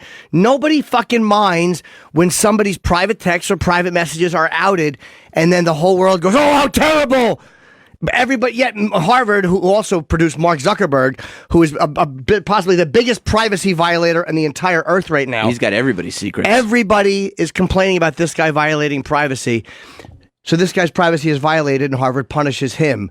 And how about the message is, yeah, what he said was shitty. He apologized, but respect each other's privacy. We're in a place now where everybody is concerned that their messages are going to get out, the things that they think are going to get out, and then it's just being sent out, and people are fine with it. You have to go like 2 pages into the article before you find out that this was written on a Google Doc. Yeah. Some people are like, it's in text. Some people thought it was on Twitter. Nobody's reporting where the stuff was being written. Nobody's reporting how it got out there. Nobody's even asking, how did these screenshots get out there? This was not in a public forum, beyond the closed group that was in the Google Doc. Anyone that thinks, and I love how self-righteous people are. They're like, yeah, but I wasn't saying the N-word when I was 16. Okay, fine. But you probably said other things, whether it was something phobic or against the Catholic Church or against Muslims or against you, whatever it was against or whoever it was against. You said shit when you were fucking 16 that you would absolutely be humiliated by now. You didn't say anything embarrassing as a teenager, did you? I sucked all my friends' dicks. You did? Yes. Oh. Okay. And said dirty things. Okay. Can you imagine Jim gets into Harvard and then at the last minute they go, we just found out he sucked all his friends' dicks. You can't come here, Jim. You're too distracting for everybody. But thank God there wasn't audio recordings when you were 16. We didn't have to deal with that shit. Why? You just hear a bunch of slurping. That is true. Mine would be very fun to hear. But all the people going after this, like, really, how about the stuff what you said when you were 16? You're not. No one ever offers that up. Yeah. Everyone's always like, yeah, but when you said, yeah, but how about once in a while people go, yeah, when I said, you know what? I was a dope when I was 16. Mm-hmm. And then he goes through this shooting, this traumatic experience, and maybe he's matured. And, there is a thing, too, right, where this generation, his generation, has parents that don't really know how the internet works now and can't really explain to these kids how crazy public all this stuff is going to be forever. You know what I mean? Like, the parents now... His parents were probably born, 1970 or so? Yeah, 60s, 70s. Yeah, late 60s, early 70s. They didn't grow up with this. They didn't grow up with social media. They didn't grow up with the internet. They can't, from a young age, teach this kid, look, this stuff that you type and you put on the internet and you share, it just is what it is. It's going to be there forever. You know what I mean? Yeah. Like, all this stuff, because we're in such a cultural renaissance, all this stuff has to be learned the hard way. And that's a story of this kid a little bit. What an unforgiving it is place unforgiving. we are. All of us. Yeah, we are unforgiving. All this nonsense about compassion, we don't have it. It even when you look at like cancel culture, it's like a computer term. Cancel, dude, done. We just want to wipe away unpleasantness. Right. There's no forgiveness for past grievances. It's watching the mob, and everybody's afraid to say, whoa, we've all done dumb shit, right, guys? No one says that. Everyone just kind of just blends in and enjoys watching another person get beaten to death on whether it's Twitter or wherever it is. Again, it's the idea of watching someone get beaten to death. We just enjoy it. Yeah, if you stand up and say, no, I did this too, you're going to get stoned as well. A vicious, unforgiving culture. Do you think that when you look at cancel culture and what goes on social media these days, you can understand why people gathered in the town square to watch a stoning? Somebody get stoned to death? It is 100% the exact same thing without the physical violence. Right. But it's the same thing. It's a bunch of people happy that they're not in your position, watching you get destroyed or stoned or whatever it is. and secretly enjoying the spectacle. Not because, well, you've truly done something wrong, but because there's something satisfying about watching another person get fucked up. Yeah.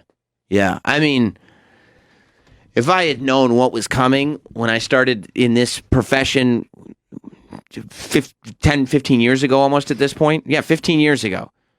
There's no way. You have to be the stupidest person alive in this day and age to decide public speaking is what you want to do for a living. Yeah. That's got to be the dumbest thing that you can possibly do. Making a public figure out of yourself in 2019 and beyond is about as stupid as it gets. Yeah. There's very little upside. Just think about the risk versus reward scenario. What's the best case scenario, and how rare is that? What's the worst case scenario, and how probable is that? Pretty probable. And it wasn't like after this happened, he came out and he was like, those are my beliefs. Then Harvard might be in a worse position. But he came out, and I read his apology. And again, he had that major event in his life, which that can probably change anybody. I mean, sure. I don't think David Hogg planned on being a speaker and an activist. Mm-mm. And then here he is. It's like, maybe that something like that shakes you, and that immaturity you had, whatever the fuck it is. Yeah. Let's go to Corey in Rockland. What's up, Corey? Yes. Yeah. It's the Corey. Sammy Brand muffins. Okay. Yeah. Okay. Sammy shit for us. Okay. All right. Sammy Peckham muffins. But anyway. Bad behavior. Can't this guy end up suing because it was his freedom of speech? And why is Harvard denying his freedom of speech? Harvard's a private university. They have their own code of conduct. Don't they get a lot of public funds, too, though, and a lot of public... come on. Yeah, but they have... I'm sure... They do have the right to do it. Yeah, using the N-word a whole bunch is probably against their code of conduct. Their code of conduct. Yeah, they probably... There is... that is in probably the wording or whatever. Yeah, I think freedom of speech... Thank you, buddy. Freedom of speech... You can't speak like the founders of this university undoubtedly spoke. Don't write things that the founders undoubtedly said to each other a lot. We don't talk about that. Okay. This is Harvard's policy on this. I looked into it. I was reading up, and it says we don't talk about old shit. Hey, is there any way to look up famous racists that have gone to Harvard? No. I checked Harvard's book. They say we don't talk about old shit. Don't talk about old shit. That's true. They don't talk about how the Unabomber went there. Don't talk about... Did he? Yeah. The Unabomber... Travis, what did I just say about old shit? We don't talk about old shit. We don't talk about old shit. Sorry. Harvard doesn't like to talk about old shit. We talk about tomorrow, not yesterday, okay? Don't bring up that old shit. All right.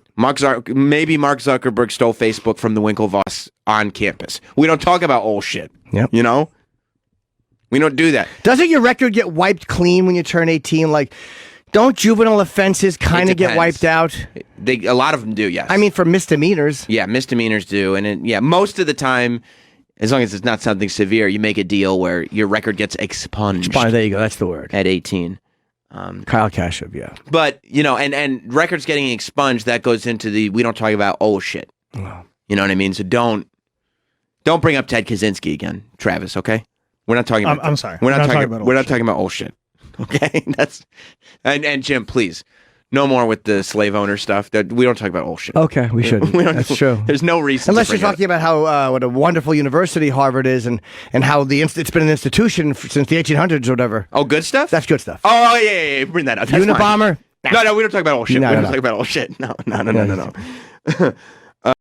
Let's go to John in New York. What's up, John?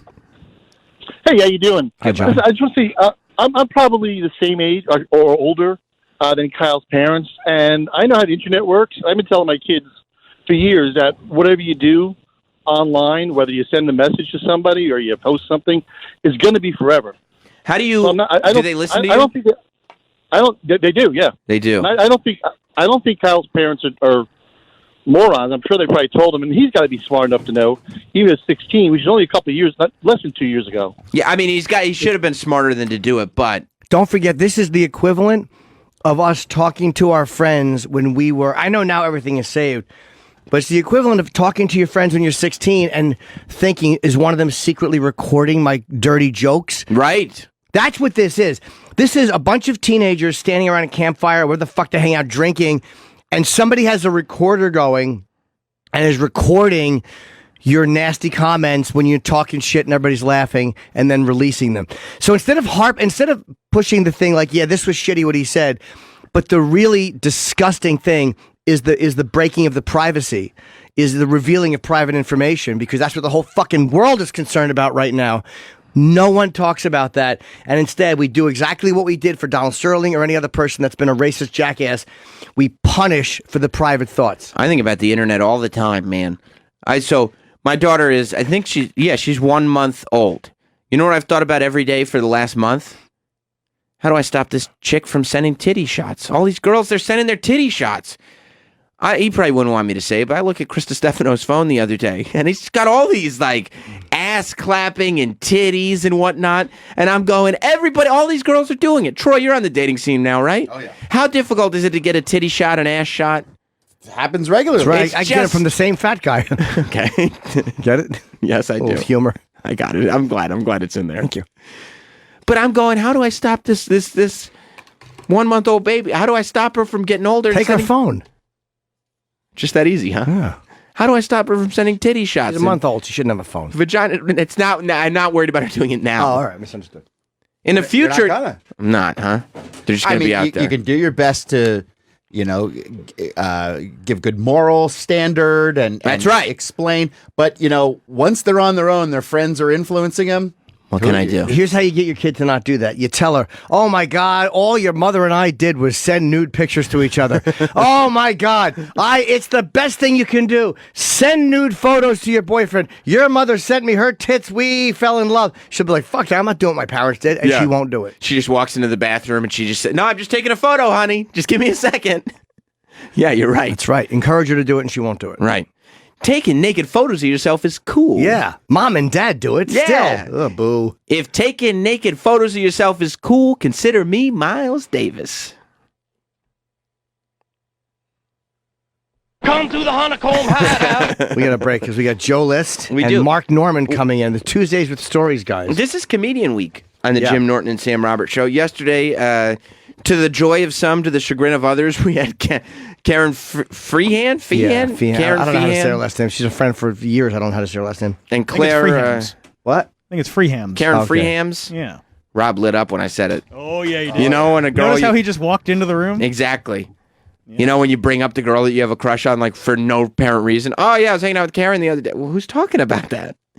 By the way, you know what else I noticed about Rob? No. He is intentionally not wearing a hat today. I know. Oh, dude. As soon as I walked in this morning and I sat down in the office, I was like, he put a mountain of product in Do you his think hair he did this that on morning. purpose just to kill the theory? 100%. To be like, see, I always do this. I mean, it's a week's worth of product in his hair today. Sorry, guys. Try to tell you, this is my regular routine. You understand, if I don't put anything in my hair, it's past my eyes. I've seen it all the time. You No. never Yeah. put product in your hair. Sure. true. Yep. I don't put product You're in like my a hair. young Lou Diamond Phillips. He's getting shitty again. He is. He's getting Because you shitty. guys are wrong. Yeah, You're true. 100% wrong about that. No, you're right. You're right. I am. You think he looks like La Bamba? Yes, he does. I wish the real Vichy Valens. Oh, yeah. Get a little curl going on yesterday. Oh, yeah. He's got that Razor Ramon curl going down his forehead. Comes naturally. Yeah. Yeah, you do. Sure it does. Every time you know who's here, comes naturally. It's like Bowser from the show. It is, though. It's Comedian Week here on Jim Norton and Sam Roberts. Yesterday was Karen and Claire. Today's the Tuesdays with Stories boys, Mark Norman and Joe List. We got people tomorrow. We got Do we? people Thursday. I don't even know who's booked. I hate Comedian Week. I love comedians. So why do you hate Comedian Week? I just don't like anything that's for a week. You just don't like anything... Specialized weeks. I know. Anything that starts to push this more towards sounding like a radio show. I hate it. Yeah, you know, certain like- kind of week. Yeah, no. Well, tomorrow, you know what day it'll be. Hump day. It will. Yeah. That's fun. That's fun. Okay, let's take a break. We got the Tuesdays with Stories boys coming in. Daddy's gonna go making the toilet bowl. That's really good to know. Mark, nope. What? Did you pass a little gas, Jim? No, a lot. Mark Norman and Joe List. When we come back, stay tuned. Yeah. Look at that. Yeah. I just found out that you guys were originally booked for 8, and then we had moved you to 8:30, and then I found out you guys had been. We didn't even know you were here. That you were in there waiting. So it seems like we were being rude. Were you guys told 8:30, or did Roland ever tell you that we switched it? Roland told me 7. No. No. Roland said he told me 8:15. And then he told him 8. He texted me 8, but then I bumped into him randomly on the street yesterday, and he said, "Come in at 8:15. We'll get you on at 8:30." But I wasn't sure to believe. But that was a random street bump in. Yeah, so, So I don't trust a bump in. Right. And he might have said, "I just ate."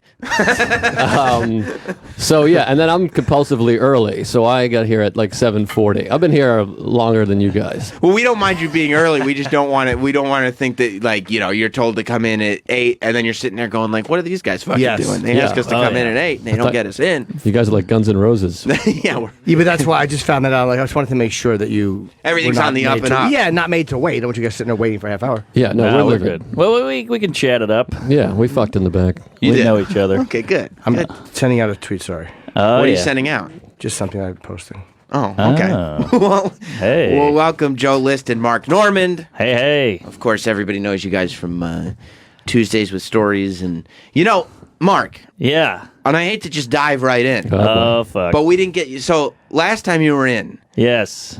Who was the guest that we had in that day that you were in for the interview? Anthony Kiedis. Anthony Edwards. Yes. Anthony Kiedis. Anthony Kiedis. Big drop off. Yeah. ER guy. Right. Anthony Edwards was in. Goose. Right. Goose. Yes. But right before Goose walks in, during the commercial break, Mark goes, "Hey, we can talk about it on the air if you want, but I'm friends with Jerry Seinfeld now." And I was like, what? You did mention that. Anthony Edwards is coming in. I got to talk to Anthony Edwards. I want to hear about your relationship with Jerry Seinfeld. Is Joe List now jealous because it was... That's true. Is this ruining your friendship? Yeah. A little. I mean, how do you measure up, right? Yeah, I mean, I can't. I got Louis as my friend. I can't compete with this. You can't talk about it. You lose with that deal. Yeah. I mean, Jerry Seinfeld's still allowed to do comedy and things like that. Yeah. Yeah, it was just a happenstance.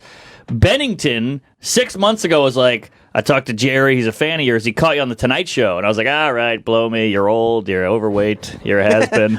Why'd you get mad at Ron for Why'd you get mad at Ron for giving you good news? I thought he was fucking with me. It's one That's of still those, an overreaction. It is. with the 2 glasses. Yeah. Just pointing out his flaws. Yeah, exactly. Hey, Jerry likes you. Yeah, I hope you get mouth cancer from those cigars. That's kind of nice. It's also real. Our dear friend Ron. That's not his real daughter. But no, I didn't buy it. It's one of those things where you want it to be true so bad. You're like, what, are you fucking with me? You give me shit, you know? Yeah. So I didn't believe it. And then I went to Gotham. I run in. They're like, slow down. Seinfeld's on. You're going to be waiting a while. So you're like, ah, damn. So Seinfeld comes off, and I'm going on next. I got to follow him. And I go, hey, big fan. Or no, I go, hey, still got it. It's probably good for him to hear. He's probably worried about that. Is that true, by the way? What? Does he still have it? He killed. He's got some new stuff. All right. By the way, this is what Mark was saying. Hi, is what Ron said true? It's me. It's me. Is what Ron said true? That's what my face was saying. Yes. Hey, you still got it. And I'm Mark Normand Hi, from Mark The Tonight Norton Show. from Jimmy Fallon's program. Yeah. So I go, hey, you still got it? And he goes, oh, hey, I'm a fan. And I go, what? Oh, my God. And he's like, yeah. And he shook my hand, which meant a lot to me because I know he's a germaphobe. He doesn't shake anybody's hand. He hates shaking. We know that. Yes. He's the opposite of Michael J. Fox. So I don't think Michael J. Fox enjoys the shaking. That's true. It's not a choice he's I think making. you're misunderstanding. Muhammad Ali. He hates it more than anyone. Yes. Yeah, he Ali was loved voluntary. it. He was dancing a lot. Yeah, you flipped it. Yes. So I go, wow. So now I'm like reeling. I'm like, oh my God. First of all, he talked to me. Second of all, he shook my hand. And third of all, he said, big fan. I got the trifecta. Mm-hmm. So I go up there and I assume he's just going to get in his Porsche and get out of there. So I go up there and I'm zinging and zanging because I'm so confident. I got the Seinfeld compliment. Are you on a comedian high? Because I mean, audiences can do what audiences are going to do. Yeah. But when Seinfeld goes to you and he says, I'm a fan, and you know that this guy wouldn't do that if he didn't think that. Yes. He would just ignore you. Exactly. Are you kind of in this position where you guys don't even matter? If Seinfeld thinks I'm funny, I'm funny. That's Completely. it. And I remember as I was walking on, some guy goes, Jerry, can I get a photo? And he goes, I'm okay. And I remember like, yeah, that's Jerry, Jerry baby. said, I'm okay? He goes, I'm okay. And you're like, that's my guy. That's my guy. That Jerry would take one with me if I asked. Yeah, maybe. So I go on, and it was a JP Morgan thing. So they were like, be clean, it's a company, whatever. And those are never fun. So you're like, I'm just going to do my clean stuff and fuck I around. love that, like, somehow your connection is validated by the fact that somebody else wanted to have a connection and they couldn't have And it failed miserably. So the fact that that connection didn't happen means that yours is now even more valuable. The fact that he said, I'm okay. Oh, yeah. Got him. I mean, it lets you know that Kesha moment was so real. Oh, Yeah. That's right. He didn't want to hug Kesha. Can I have a hug? No, I'm okay. was No. great. He doesn't want to be touched. He does. I imagine he says that to homeless people also. Yeah. He's like, get spare chance. Nah, I'm all right. I'm Yeah, good. I'm all set. Thank you for offering. But he's honest about not wanting to be touched. It's Right. fine. He's being polite about it. That's Yeah. fine, thanks. Yeah. I love it. So I go on. I have a great set because I'm just booming with confidence. And I get off stage and I go, well, that was fun. Now on to I had like 3 other shows that night. So I'm kind of in that mode of like, get to my show, schedule, what train am I taking? And he pops out of the shadows and goes, that was great. Let's go talk. And I was like, I'm blanking. I'm freaking out. Yeah. Well, unfortunately, you couldn't go because you had other sets. Right. Well, so we go down to the green room, and for you keep slipping out of. Neil Brennan had a great quote. He said, "Hanging out with famous people is like driving next to a cop. You're like, is this how I am? Am I normal now? Is this what I'm like all What the a time?" great fucking quote. Great analogy. Totally. Yeah, so you're doing that the whole time, and you kind of slip in and out of normalness, and then freaking out.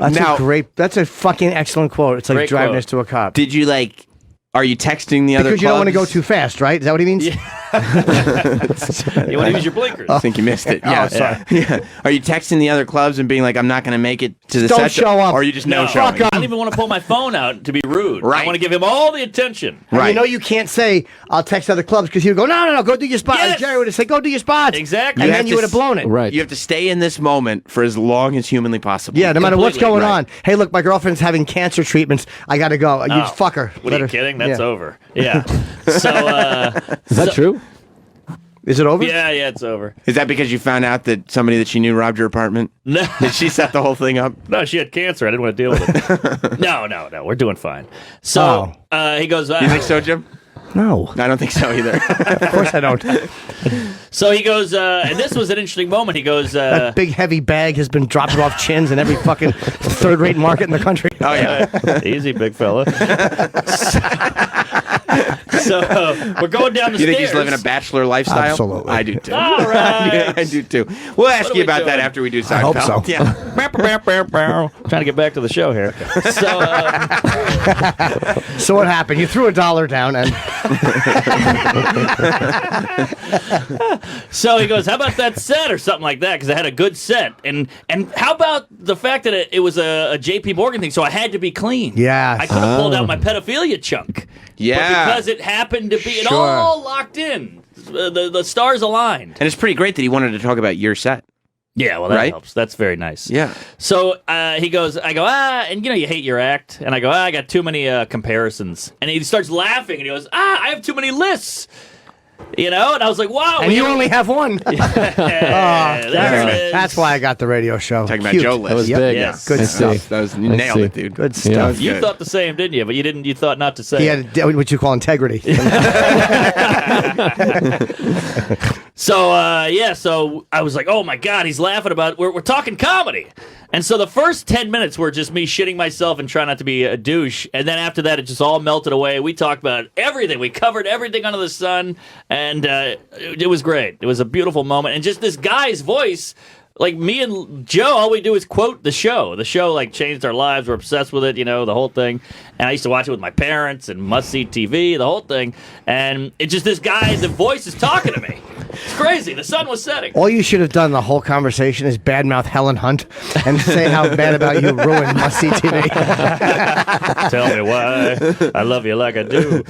So did you have to stop yourself from making references to the show, or did you have your wits about you enough that you wouldn't have done that? I geeked out a little bit every now and then, like just a little bit would like What did you do? pre-cum would come out. Like, what did you- At one point, he's like, "So do you know?" He's going off about the '80s, and he's like, "To Catch a Rising Star." You probably don't know it's this club that used to be. I'm like, probably don't know it. I've read every book about New York comedy. I know all. Of course, I know it. And then he's like, "Well, my dad said." I was like, "Oh, you mean Cal?" And he goes, "You know my dad's name?" And I'm like, I know everything about him. I've read his biographies. I've seen every. That's a weird thing about meeting celebrities because they'll start telling you a story and you're like, yeah, no, I know. You're a celebrity. I don't know Yeah. if you. Like I got to meet Paul McCartney one time. He's like, with we're from Liverpool. I'm like, yeah. I know all your he's stories. boring actually in person. Yeah, he sucks. Same dumb stories, and the worst four of us we know. But you have to. Terrible songwriter too. It goes back to what you were saying about staying in the moment. Like you have to react to it like it's a new story, right? Because otherwise, you run the risk of him being like, "Oh, okay, well then I guess we don't need to talk at all." Yeah. If you had taken one later train, you wouldn't have formed the band. Like I know that. Yeah, I've known yeah. that story since I was 16. Yeah, Mother Right. Mary. It's your mother. I got it. Yeah. I actually didn't know that until recently. Yeah, I've never heard either of those stories. Actually. Is that right? Yeah. The train. What? Yeah, so it was pretty incredible. Now, is this a one night stand or has the relationship prospered? Well, here's the clinker. At some point, we're hitting it off, and it was going so well that he goes, "Hey, get my number. And I was like, oh my God. That's when it really hit home. Please tell me you accidentally sent a dick photo. Oh, God. Jesus. When he says get your number, how does that work? Yeah, it makes it sound like he's like, Google my number. Someone find it out somehow. Right. Why doesn't he say, here's my number. Right. That would worry me. Like, do I have to call representation to? Right. Well, I Because guess you could just give it to me. Maybe I said it wrong, but he said, take my number, maybe. Oh, and he gave it to you. Take You got my to number, email please. Mario Joyner. He'll give you my number. So I go, oh my God. And I go, I'm like kind of shaking while putting it in. And I give him my number and he texts me and I go, I'll never use this. And he goes, use it. That was a fun moment. Yeah. Even though I won't. And so this is an hour and a half we're chatting, Where'd you go? What do you mean? You just stayed in the green room. Oh, you stayed in the green room. The whole time, okay. just I thought you- face to face okay. talking, and I'm not good with eye contact. I'm awkward. You're I'm gay. autistic, yeah. Yeah. So well, luckily Jerry is like super social, and he Well, doesn't have any of those. That's the thing. I don't want to get because if he hears this, I'll kill myself. But that's the thing is, I think you're safe. I've heard. Thanks, Joe. Jerry sets the alarm at 7 a.m. every morning. Joe is right, and it wouldn't be a loss if he wasn't.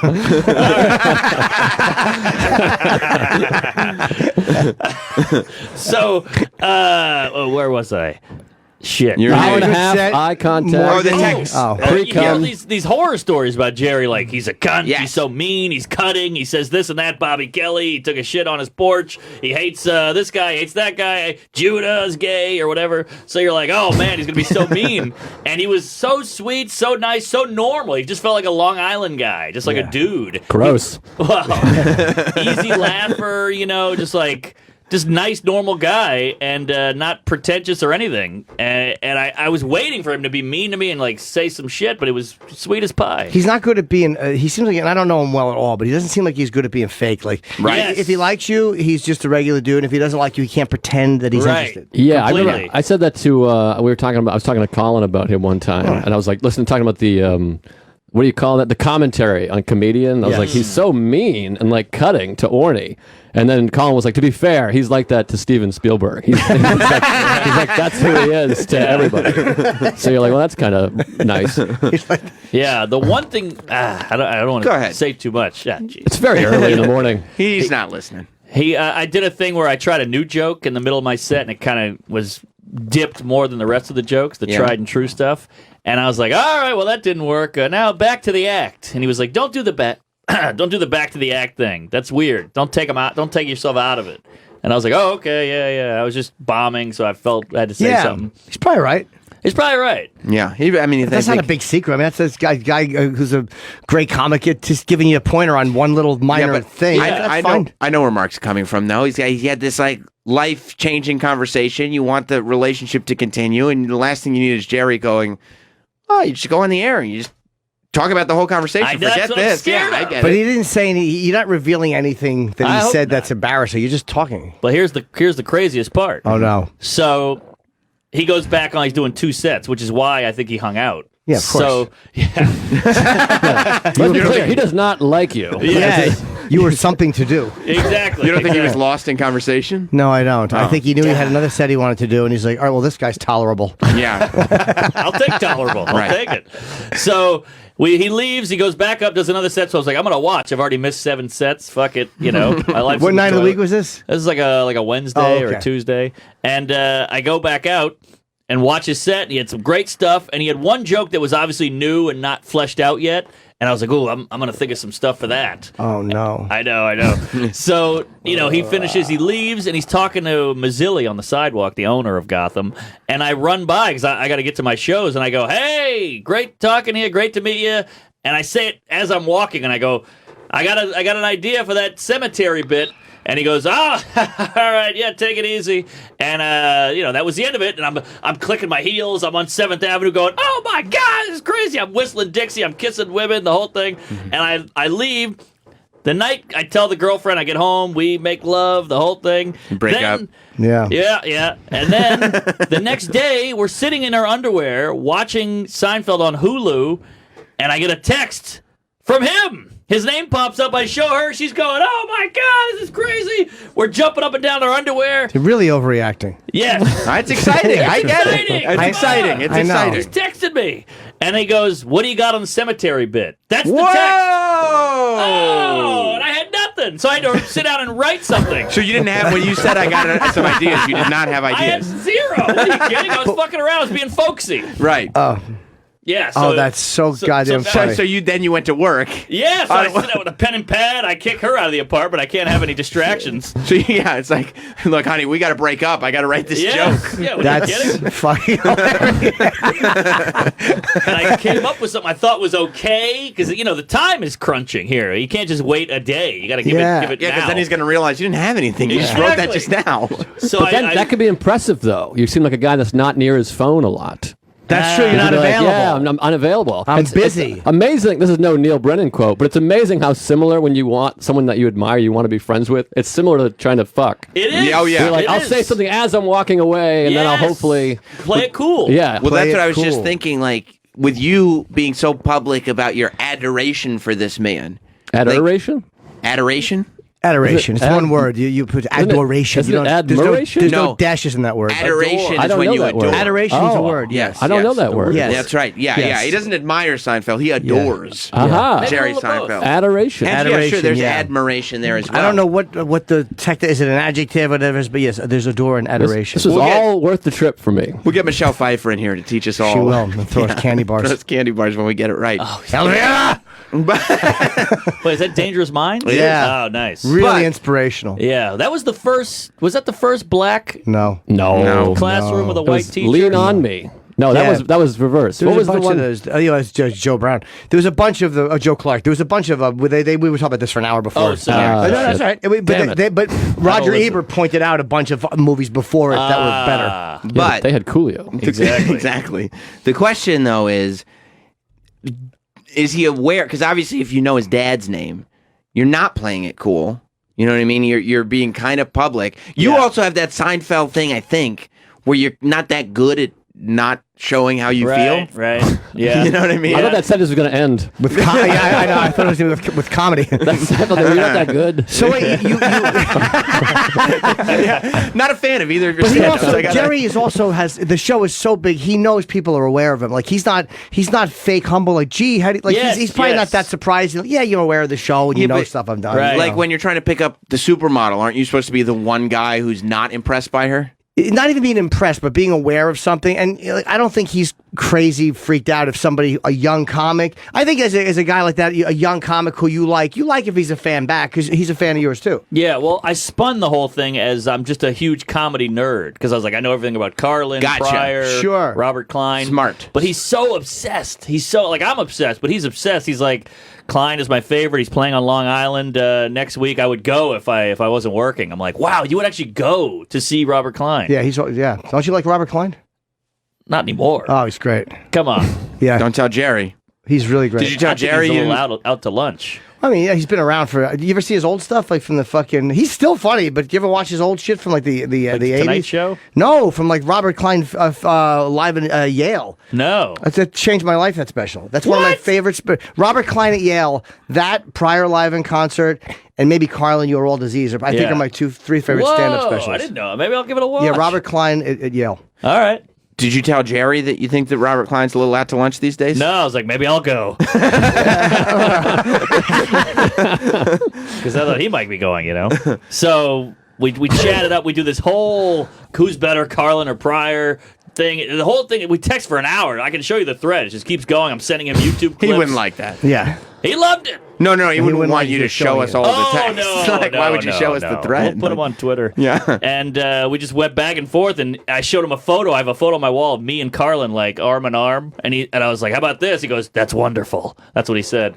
So he's like, you're just as obsessed as I am, and I think it made him feel better. Right. Now, are you actively trying to figure out ways to further this relationship? Yes. Or you are? Of course. You are. Are you kidding? So, obviously, I've taken time off my act and just been working on the cemetery bit full time. And I sent him a few things, and one was, you could tell he was like, ugh. He was Which nice one? about it. What? I get it's too much to break down. Okay. But we're in this cemetery bubble of material, so I just wrote this one thing, and he was like, yeah, it's something. And that was soul crushing. And then it caused me to double down. You know, I'm like the guy in the basement with, you know, the girlfriend's like, come upstairs. I'm like, shut up, slam the door, close it, you know. And I came up with something. He's like, this is very good. So that was you. I did like a big, like, air punch in my apartment alone when I got What that did you one. say? Something clever at the end? Like, it's a grave situation. That's really good. That's not bad. That's very clever. So he goes, we should get lunch and hash all this out. Oh my God. I know, but that was weeks ago. And so I'm telling, List about it on my podcast. I got all these messages that Jerry's story was inspiring, that was unbelievable, and we never got the lunch. But I was picturing we're going horseback riding, and He's we're busy, holding. too. He's a busy guy, yeah. So how do you reach back out and maybe remind him of the lunch thing? Have you been thinking? You've been thinking about it. I've been using the cemetery, but it's fizzling out now. Oh, yeah, the cemetery. Yeah, exactly. Still hashing this out? Yeah. Well, I'm just trying to throw a reel out there. I'm trying to get something going. He fucking shoots a Netflix special. He's done, but I can fix the bit. It's like, I filmed it. It's done. Let's go. It feels like a woman when you like see a movie and you keep referencing the one movie you saw. You're like, scent of a woman, remember? Your inside joke that she's like, okay, we've really, it's the well is run dry on this one. Yeah. I went with scent of a woman, by the way. That's okay. It's a great. I just saw it recently. Holds up. Yeah. Batman. Oh God, he's right. Wasn't that the first movie where Pacino started doing screaming Pacino? No, that was Sea of Love, I think. Oh. If I remember right, Sea of Love was the first one that I noticed because that was like '83, I think. Okay. With the voice changed. I see. Or no, maybe it was a little later than that, but I think it was Sea of Love. Hooah!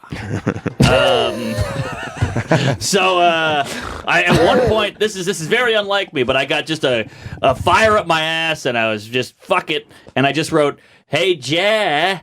I don't know where this came from. You said, "Hey Jer." Yeah, I said, "Hey Jer, I'm jonesing for that hang. Let's talk some shop."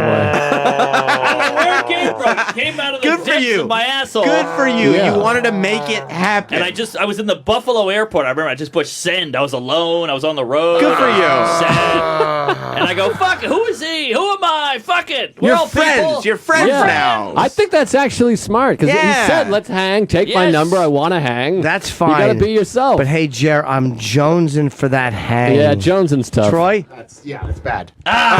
Jones's was good. No, Joneson's no good. Yeah. It's insensitive towards heroin addicts. I feel like that's the main Yeah, problem. That's a good point. I would Yeah. never want to get a text from a comic that said I'm jonesing for that hang. No. Now that No? you say it out of your mouth. It's. Woof. Damn. So what did he respond with? He goes, he wrote something back. He wrote back like in 10 minutes. Which Okay. was pretty good. He wrote back like, oh yeah, okay, let's do it. I'll set something up. There you go. Ooh. And then nothing. You gotta let it go. You should. I'll let it go. Write something else too. Like, man, I'm standing here. I feel like Elaine dancing. It's hard. How Just long send ago him was Kramer that? gifts. How long ago was That that? was 3 weeks. Oh boy, Was it 3 weeks ago? yeah. that's not bad though. 3 weeks is nothing. We still have a chain of quite a lot of texts. That's like, fine. I feel like Okay. this is how sad and fucked up I am. Colin Quinn got married. Yeah. Yes, he did. He was there. Jerry Yeah. was there. Yes, he was. Yes, he was. There was a table next to me. No, no. I had a wasn't table at that next to game. all of Next us. to The us. three of us were all Please. there. I thought about doing the Elaine thing because he was on the dance floor for a minute. I thought it'd be fun to get in front of him and do the Elaine. He would have dance. loved it. He went He would've- crazy. Yeah, I think he would have been jonesing for a hang after that. He would have gone like this. Mark, who? I've been hanging out with the wrong Tuesday. Yeah, the wrong storyteller. But I remember thinking, like, if I go to that wedding, I wasn't invited. But if I go to the wedding, I could see three him of us and, were and there. it wouldn't be weird. That's Yeah. where I was. So that's a pretty good place to be at. Like, I would be excited to talk to him, but I could just go, "Oh, hey, Jerry," and you go, "Hey, Mark," and we talk. That makes sense. That's why the last week when you were in here off the air and you said, "Was Jerry at the wedding?" and I went, "Yes." You were like, "Ah!" Yeah. And Mark does that thing where both arms go up like opposite robot. Like, ah! I got rock'em sock'em. Yeah, like My a neck freeze goes up. frame. Yeah. No, but here's the hardest part about knowing a celebrity too. Like when you know a celebrity or you have a bond with them, is letting it go. It's really hard to let it go because you have to remember everybody who interacts with them responds the same way. Yeah. Who's on our level? You know what I mean? So you just got to let it go and then realize you'll reconnect. Because how many friends do you have that you don't see for weeks, but you don't think about it? Because they're Sure. not guys you look up like. You know, you and I can go with fucking 3 weeks without seeing each other. And I see at the cellar with Colin, or it's not a big deal. So No. that's how it is with them too. Right. You just got to let it go and let the relationship fade if it has to fade, and it will always It'll come back. Yeah, you'll see them again. If it's meant to be, let it go. And if it flies back to you, it was meant to be. That's a good point. Yeah. Yeah. I think that's a Adoration. Neil Brennan quote. No, that was Kevin. Oh, right. You're confusing the Brennan. God, fuck him! What the fuck is he doing?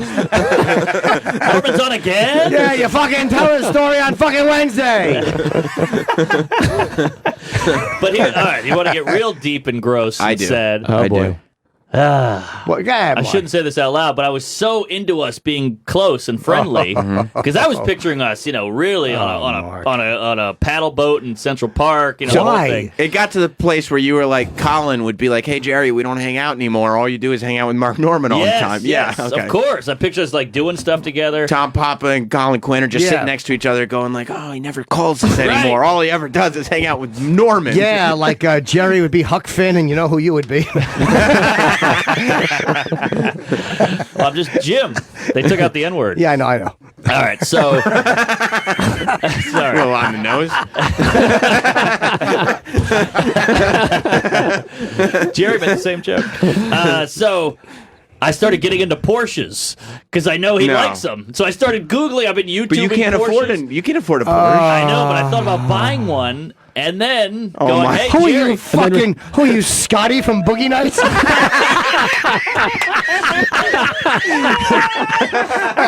I was going to bring it back if you didn't like it, Jerry.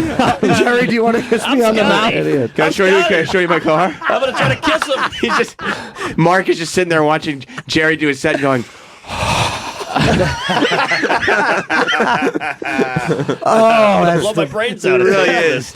He is Scotty. Mark Norman might as well be walking around in short shorts with a tank top that won't cover his belly. Oh my God, Jerry's gonna be doing meth and he's gonna be standing there trying to fix him. No. Yeah. So I thought this is how sad it's gotten. The bowels of it, the depths of my insecurity. I started getting into Porsches, and I thought if I buy one, Yeah. maybe I can say, "Hey, do you mind if I keep this in your garage?" Because he's Oh, got that's a garage. That's not invasive at all. He doesn't want to have lunch with you, and you think he wants your fucking Porsche in his garage? When was this Gotham thing? When did that happen? About a month ago. So over the course of 30 days, Yeah. you think you're sharing a garage now and buying a car? Well, if I go, "Hey, I like Porsches," I say it casually. He'll go, Right. "This guy's obsessed with comedy and Porsche, my two favorite things." Yeah, but why would you want to buy a Porsche? He has a bunch of old ones. What do you think? Some guy with a fucking new low-level Porsche is going to impress him? Don't you think it's not about That's not why he impressing. likes you. Don't you think Jerry would look at you and go like, he obviously is not in Porsche world yet. He's just money-wise. Yeah, he's just doing this. He likes you as Right. a comic, not as a fucking financial entity. But He that doesn't would give a push shit if you us drive a Porsche. That would push us into actual friendship. No, I it wouldn't. I love push it. Like, it's like I know what your interests are because I also watch comedians in cars getting coffee. Yes. You know, Yeah, but it's not like you've done any deep. Yeah, I research. understand, That's the though. thing that everybody. Because when I met Louis, I started jerking off in front of everybody. I was like, I gotta get in. Yeah. So that was that. But I'm just saying that's how low. Do you think you're going to buy the Porsche? I can't afford a That's Porsche. awful. Don't even. I mean, dude, it's so crazy. That's not what he likes about you. I realize it. I'm just That's so let funny. you in. But we all have moments, Yes. right? Yes, your moment. Like That's Jim, awful. you got when you started to connect with Ozzy. I'm sure that you had you're trying to Yes. figure out how to change. Now it's a little more comfortable. And now it's not even very He still comfortable. doesn't really respond to my texts. You're nibbling on a bat. Hey, I didn't hear you come in. What are you doing here? Also, I think that no Porsche is good because then you're like, I don't know anything about Porsches. Then he can tell you about Porsches. Hey, I'm That's thinking even about buying a better. Porsche. Yes. Could you which ones do you like? No, you go. What's with the Porsches? I think it's good to disagree because then they see that you're your own person. Well, it's so much fun. Yeah. But it's so funny how people think, like, I have a Porsche, park it in your garage. What an obnoxious thing to ask. Well, the garages are so expensive in New York. I understand. Right, maybe since we've been friends for the last month. Yeah, since we talked comedy a couple times, and we both agree that Robert Klein's a comedian. Can I borrow your shit and park my car? Yeah. But don't hey, you think- we all know, all of us Porsche owners, we all know how expensive garages are. But don't you think if I go, I got this Porsche, I got nowhere to park it, I'm getting drained on these garages. Don't you think you'd go, oh, I got a garage? No, I think he would realize I can't. This person's mentally ill. Yeah. You know what would help you? He'd probably say, you know what would help you have a little bit more money for the garage is if you didn't have all those Porsche payments to make. Right. You know? Right.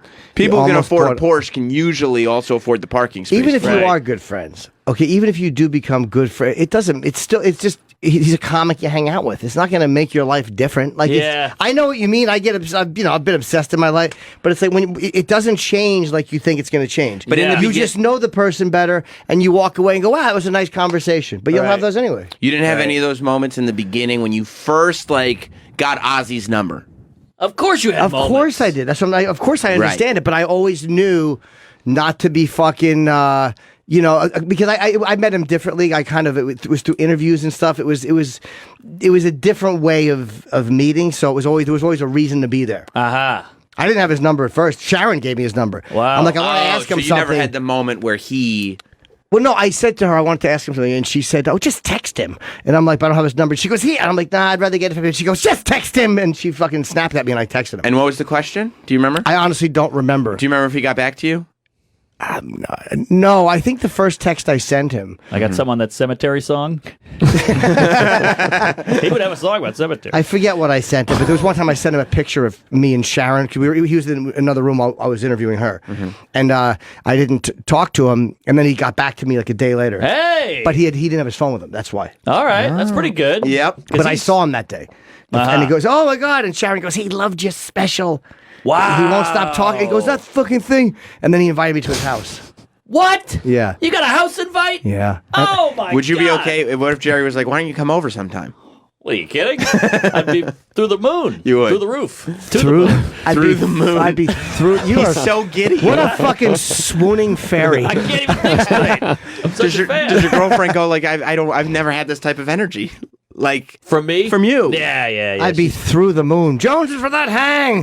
Psychopath. Jonesing for that hang. Hey, remember you did say we were going to hang out if we could. Yeah. You know. Well, Yeah. I got a Porsche on a flatbed. It's on the way here. Yeah, maybe he can sign a starter cap for you, and then you can lock your girlfriend in the trunk and drive off a bridge. Are you saying that Mark Norman is quite literally standing for Jerry he certainly Seinfeld? is. You think I should show up at his house with the DVD set? Could you sign my copy of Comedian real quick? And, all right, let's go get lunch. Couldn't be any worse than wanting to park in his garage. That's really invasive. But you Yeah, know when you like a it's tough. girl and you're like, oh, she's from Boston. I'll learn a bunch of Boston shit.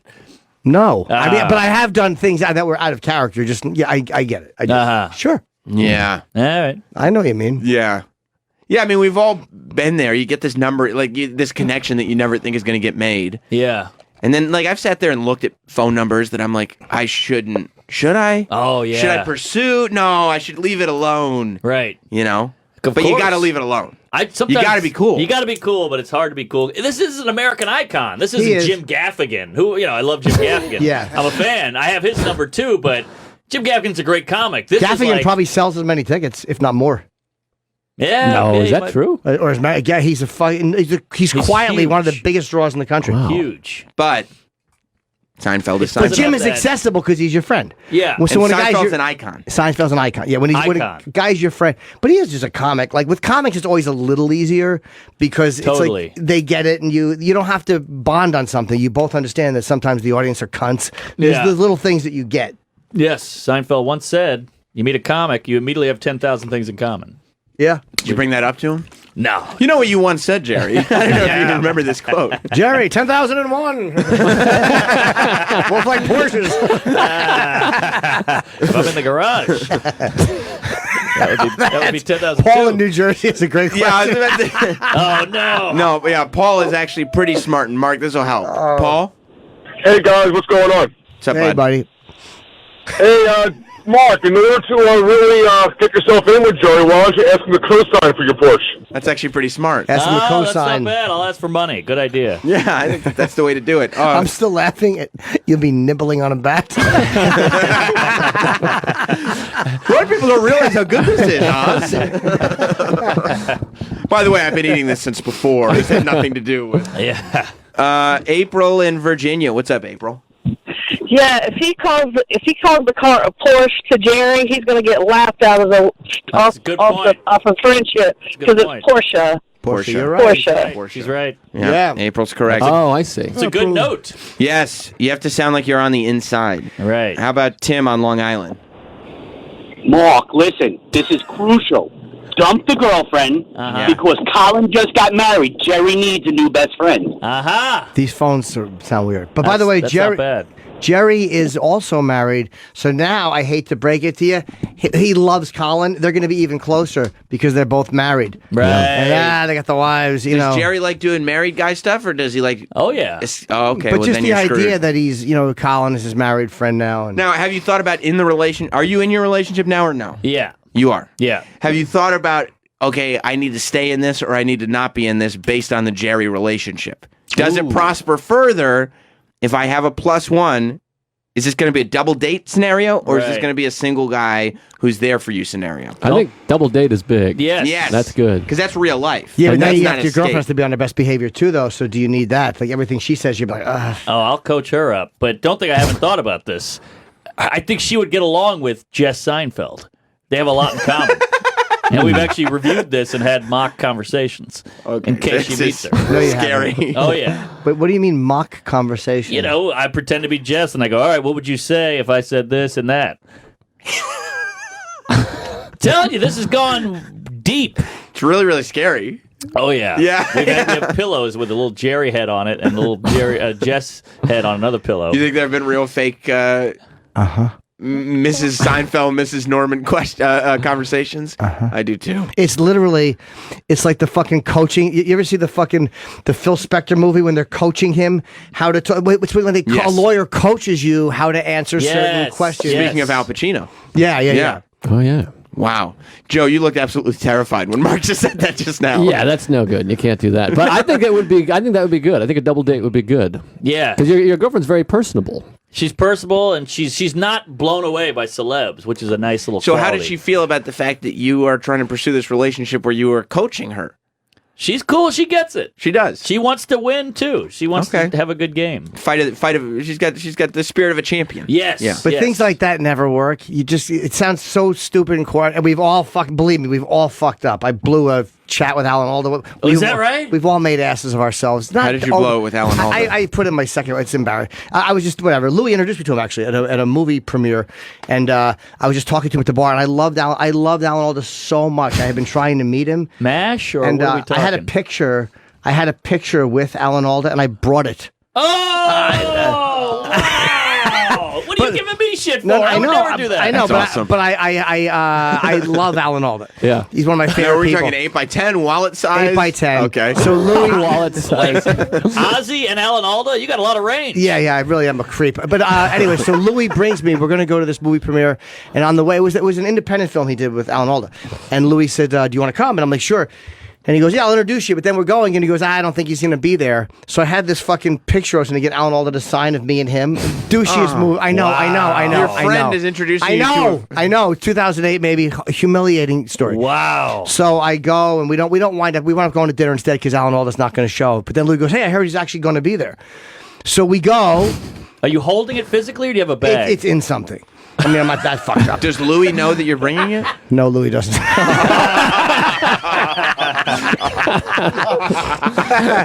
But he introduces me to Alan Alda, and we talk for a while, and we're actually having a real conversation. I'm just talking about how influential MASH was, and the language that they got away with, and the subject matter, and the comedy, and blah blah. And he was really engaged. Yeah, he was. But then there was that one moment, and I don't even remember what it was, but I said something a little too passionately, and I could see that he realized, oh.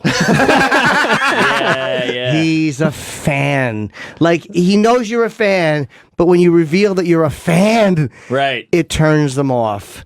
Totally. And so that was that blew it immediately. And then I saw he starts talking to somebody else. I forget how I asked him to sign the picture. I might have even asked him first, but he did sign it. Yeah. But it could be as easy as going responding in the affirmative way too. Yes. Whoa, right. Whoa, we're not talking. Yeah. We're just having a conversation. And it was a baby. Oh my. Okay. So here's the question: would you rather have this shitty, awkward moment and the signed pic, or a great night and no pic? Well, I'd already taken the picture. So, yeah, I would rather have a great night and then see the person again and not feel like I was a douche. Right. Right. But So again, you'd rather have the relationship than the autograph. Oh, yeah, of course. I mean, What if it was not a relationship? You just had an evening where you spent some quality time together. You're never going to see him again. Oh, then the signature. Because there's always something, like, you don't mean it in the moment, but a lot of times something really funny comes out of it, like when you realize what an asshole you were. Yeah. You're like, I was such a fucking stupid ass. You can at least make fun of it. Jim's had a bunch of. I remember a Nicolas Cage story. Didn't you completely embarrass yourself in front of Nicolas Cage? Just on a plane. What did you do with Nick? I sat next to him on a flight. Here's what's great about Jim is that, like, for Mark, it's his idol and somebody that he's kind of had celebrity worship for forever. For Norton, it's just anyone who's ever been in a movie. I was on a fucking New York to LA flight, and I was in first, and the seat next to me was open until right before the door closed, which a lot of times means it's a celebrity because they don't want people seeing them when they get on. Right. And so it's Nicolas Cage. He gets on and he sits next to me, and it's it's him. That's a big one. It's a big one. And I don't say anything until we're like taxiing down the runway, like almost 15 minutes later. I tried talking to him, and I'm like, how you doing, Nick? And he went, huh? And I was like, oh. I can see that, huh? Too. And I tried bringing up, like, I was talking to him on the flight, trying to, like, You had a lighting question about your special. A lighting question about my special. I Stop trying to be industry. I You gotta know. let them know you're in the business. Exactly. Like, I'm not a fan. I'm a peer. Nothing. And then when we landed in LA, I said nothing else to him after that. I was humiliated. That's a long 6 hours. Oh, it was fucking terrible. Hey, lucky we're not on Con Air. Am I right, Nick? So we landed, and then as we're taxiing to the gate, I'm like, can we take a picture together? And he goes, I'd rather not. And he goes, but I'll sign something for you. Okay, you pull your That's tits nice. It's so humiliating. So I handed him the menu. The menu. I didn't have anything. Hilarious. I haven't got an autograph in a long time. on Just so nothing. I can remember the day we were on the plane together. You know, Yeah. funny story about that menu. And he signed it. It was nice flying with you, like literally, like I was a child. It was so disgusting. Little wings on you. It was so disgusting. I'd rather not, he said. All my fault. Don't worry, I'll be gone in 60 seconds. I got it. One time I was on a flight and John Gruden, the football coach, was on there. For who? Who's the coach? He now he coaches the Raiders, I think. But he was like did Monday Night. He coaches the Bucks, and then he was on Monday Night Football. But he was in first class, and I knew I watched him get on first, and I had the Sports Illustrated. It was right after Junior Seau killed himself, and he was on the cover. And I didn't say anything to Gruden, but I kind of like held the Junior Seau like up here, facing out, like he might be like, oh. Junior Seau, I'm a football man. Just reminding him of his dead friend. And they're like, hey, remember hitting? Look at it. And did he react? No, I kept looking at him, hoping he would look up and be like, oh, you like football? Like, I don't know what he was going to do. Like, hey, we switch seats. We can talk about football. It's probably so rare that he encounters a football fan. Yeah. It's such a niche audience, you know? Yeah. It was embarrassing. It's humiliating, right? When you look Yeah. back at this, be like, oh. Yeah. Yeah, it's tough. I wonder. Jonesing for that hang. I'm jonesing for that hang. It's one of the worst texts I've ever heard. Yeah. Back to that one. Because that hang, as in like that, I'm jonesing for that hang. Yeah. And then he's like, ugh. Yeah, that is, boy, now that I look Who'd back. want to be friends with the guy that wrote, I'm Jones? I have to jonesing think, for that hang. would I want to talk to a person who sent me this? Right. Let's you say you think met an about open micer and you said, and he wrote to you, I'm jonesing for that hang. You'd be like, oh no. That's why I liked hanging out with comedians fool. because, comedians, their brains work differently from normal people that would write something like, I'm jonesing for that like hang. he knows you admire him. He knows he's an icon. Like he's not above saying, all right, yeah, the guy's a fan of my stuff. Of course, he's Seinfeld. But then there's a point where it's got to be like, yeah, we're just two comics. Like you like Robert Klein, I like Carlin, you like Pryor. Like you're just having a real conversation. Yeah. Well, I think jonesing for that hang might be worse than Hey Nick, you ever notice when like you're lighting a set that Jonesing for that hang is worse than anything I've ever done in my life. Oh, you brought a photo. Exactly. And Yeah. I should be executed for that. All right. Yeah. There are memories that Jim is trying to erase out of his head that he only remembers parts of that are actually better than Because bringing that photo, I acknowledge to myself, this is a one and done. Right. I won't, Yeah, but Seinfeld's a comic, so there could be another could- night. Right. No. you could Joan. I think you're fine. That's a bad text, but I think you're fine. I think we should do, as soon as we're done here, text him and be like, sorry about that jonesing. Maybe. Text. I think that'll get you The back guys in. on the air thought it was a stupid idea. Yeah. We just talked about you for an hour and a half, and we decided that was a stupid text. Yeah, I did a Horace and Pete with Louie. Yes. And Alan Alda was the bartender. Oh, that's right. And I was a bar drunk. Yeah. And he called me a cocksucking faggot. Really? Offset. Yeah, exactly. You used your proper name. But it was fun. I'm like, wow, I'm getting yelled at by Alan Alda. It was a great little moment. Yeah.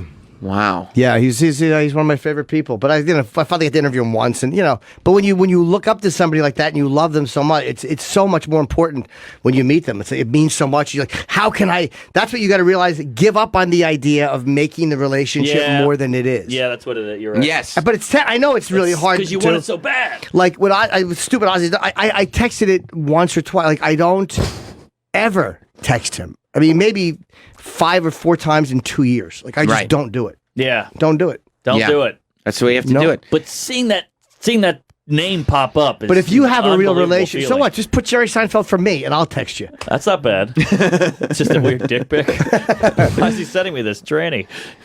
You're able to handle yourself a little bit better in these celebrity situations, Joe List? I mean, I don't have anyone like Jerry. Well, you and Louie are actually buddies. Well, we've gotten close now, but yeah, I definitely So went you don't end through up that a little jonesing bit. for those hangs anymore because you get to hang. Well, that was easy. The Louis thing was easier because we went on tour, so we got to know each other on tour. We were in a plane Organically. together. Yeah, so it's a lot easier. And then after that, then you're like, all right, we can text or whatever. Right. But it's definitely easier.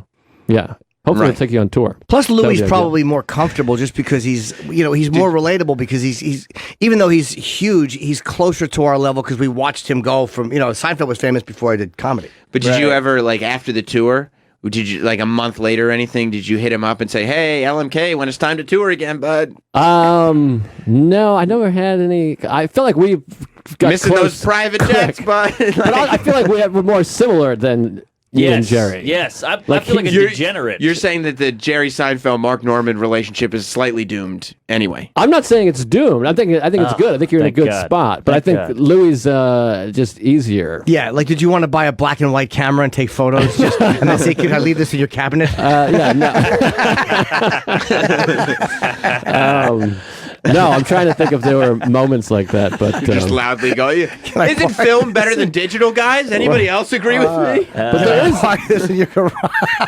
There are moments though where you have to be like, because they understand that you admire them. Yeah. So there are moments where you have to be like, yeah, well, you're like that's happened before with Louis, where we're talking our favorite comedians or like greatest comedian. We're talking the Carlin Pryor thing. Yeah. And I have to be like, and you right are number one. It's like this weird thing. Yeah. But you're like, you got to be yourself. I think the key is to be yourself. It's really Right. They can see through it. Like if you think Louis is, and you just don't mention him, he's like, I know what you're thinking. How about when we were on the plane? Mark and I had a fun moment with him. We were on the plane together, the three of us, and we were talking about Louis' specials. We started talking, and we were talking about one of the specials, the one in Arizona. Oh my God, I think. He goes, I guess that was probably my worst one. And both of us were like, what? That one's amazing. We started doing bits. There's this bit and that bit. That bit, that's amazing. He goes, shit, maybe you're right. Maybe the Comedy Store is my worst one. And we were both dead silent. It was so awkward. Like it was one of those things where you're like, somebody say something. Yeah. We both just slowly looked out the window. We were like, all right, well, you have your answer on that one. Yeah. You're like, yeah. We couldn't even think of one bit. We were like, oh, there's that one. Yeah. Is that a bad? I didn't see the special. Easily his worst. Really? Okay. Yeah. It's not great. I think that one. It's like when was that No, one from? he's not. No, he doesn't hear this. That was the last one before he got fucked. Right. No, 2017. Oh yeah, that's true. That was the one on the tour. But I That's think true. what happened, he put that one out real kind of quick, and I think he wasn't thrilled with it. And then he did like the 2017. He's like, I'm going to tour for 2 years on this and really take my time. Yeah. And that was amazing. It was great, Spesh. Hey, Mike in Canada actually wants to contribute to your Nicolas Cage story, Jim. Yep. Feels like you may have forgotten a couple of details. Yeah, maybe I did. What's up, Mike? Hey, guys. Hey, Jimmy, you're forgetting the douchiest part of your Nicolas Cage bit where you opened your laptop so he can see the picture of you and Mike Tyson on your screensaver. Oh, way to leave that out, Jones. I don't remember. I maybe you're right. I have no 'Cause memory in your of that. head, you're like, if he sees a picture with me and Mike Tyson, he's going to know I'm legit. But in reality, he's going to see a photo of Mike Tyson as your desktop, and he's like, it's just a fucking Maybe you're right. Oh yeah, fanboy. that's bad. Who has a picture with Mike Tyson? If that's true, I believe you. It certainly doesn't sound like it wouldn't be me. If he knows I'm friends with the rapist, I think he'll like me a little bit more. Yeah, but you're not friends. Like your desktop background is not. If it's Mike Tyson, Yeah. that doesn't mean you're friends with him. That's not how you treat a friend. No. I don't have a picture of me and Sam or me and Travis. You do that with famous people you admire. But here's the thing with these leaps of faith, like the magazine with the dead guy or Mike Tyson photo.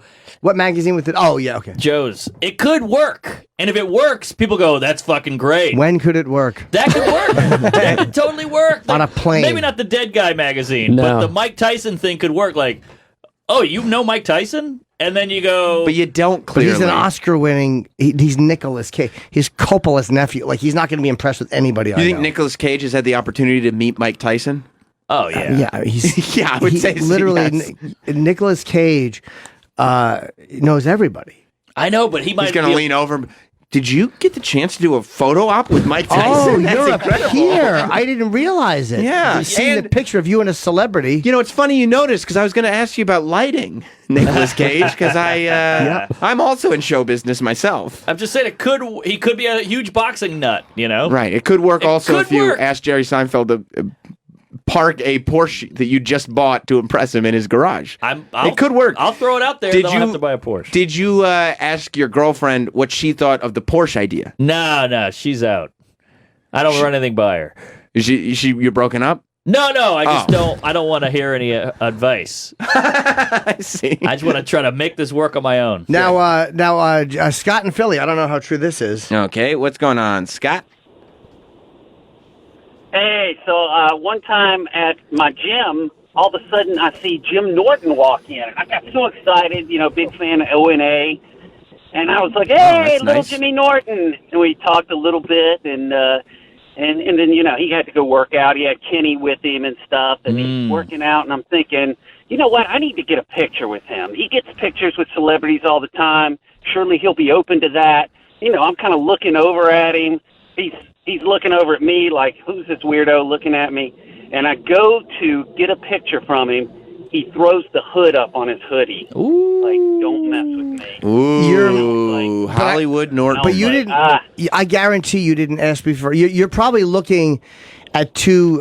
You're misreading something because there's no way. I guarantee you did not ask me for a photo, and I did that and ignored you. 100% that didn't happen. No, you didn't. But I just felt bad. I just didn't want to. But you didn't have to feel bad. I talked to you. were working out. But I would have easily taken a photo with you. It's our own insecurities. Yeah, like I would never say no, especially again unless I was running. I can't think of a time I've ever said no. But yeah, you should have asked me, Scott. I would have taken it.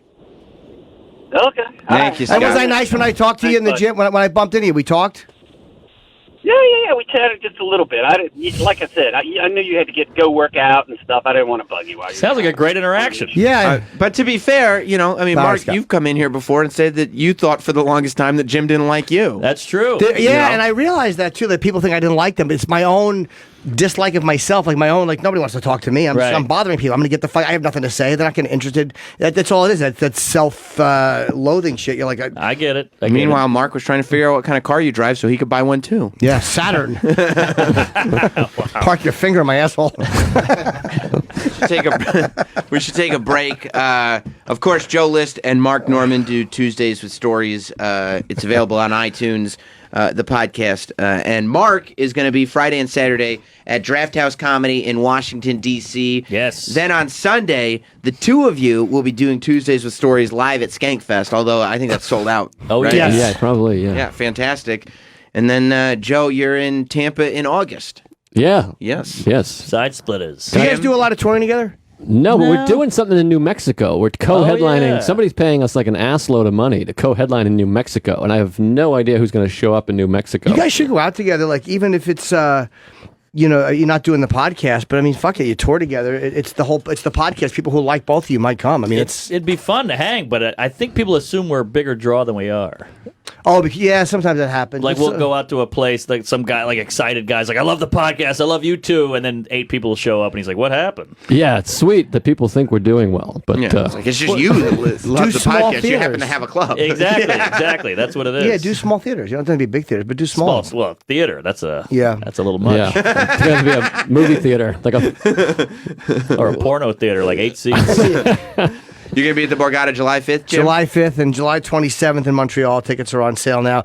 And I also, again, it doesn't matter now, in August, I do have, it looks like Columbus and Baltimore going on sale. I have Denver going on sale. I have a bunch of places going on sale soon. All right, we're going to take a break. We'll be back with Joe List and Mark Normand. Stay tuned. That's just the intro song. Yeah. No, you guys will never get into Harvard using language like that. It just won't. You hear about the Parkland guy? We were talking about him earlier. Parkland. One of the Parkland survivors is not getting into Harvard because he was using the N-word a whole bunch before. What? Yeah. Was it a whole bunch? I didn't know the whole story. In one setting, he used it like 11 times. Yeah, but he wrote it out to be shocking. It was what? Yeah, it was just in some Google Doc private. It's like a conversation with you and your friends being recorded. Yeah. It's really disgusting that they did that. All right, I like podcast. that. Well, I don't like it. I'm just saying it's these kids, we act like they're so perfect and amazing. They're not. They're not. They're just not. kids. But they got leaked or something? Is that what happened? One of Some his dickhead released it. Yeah. It was like So a now he private can't go Google to Doc. school. Yeah, and so one of the people in the Google Doc screen capped it and sent it out. Damn. That person's mean. Not a good guy. Yeah. Or girl. Not a good person. Yep, he's a conservative, and if you fuck up like that, forget it. Whew.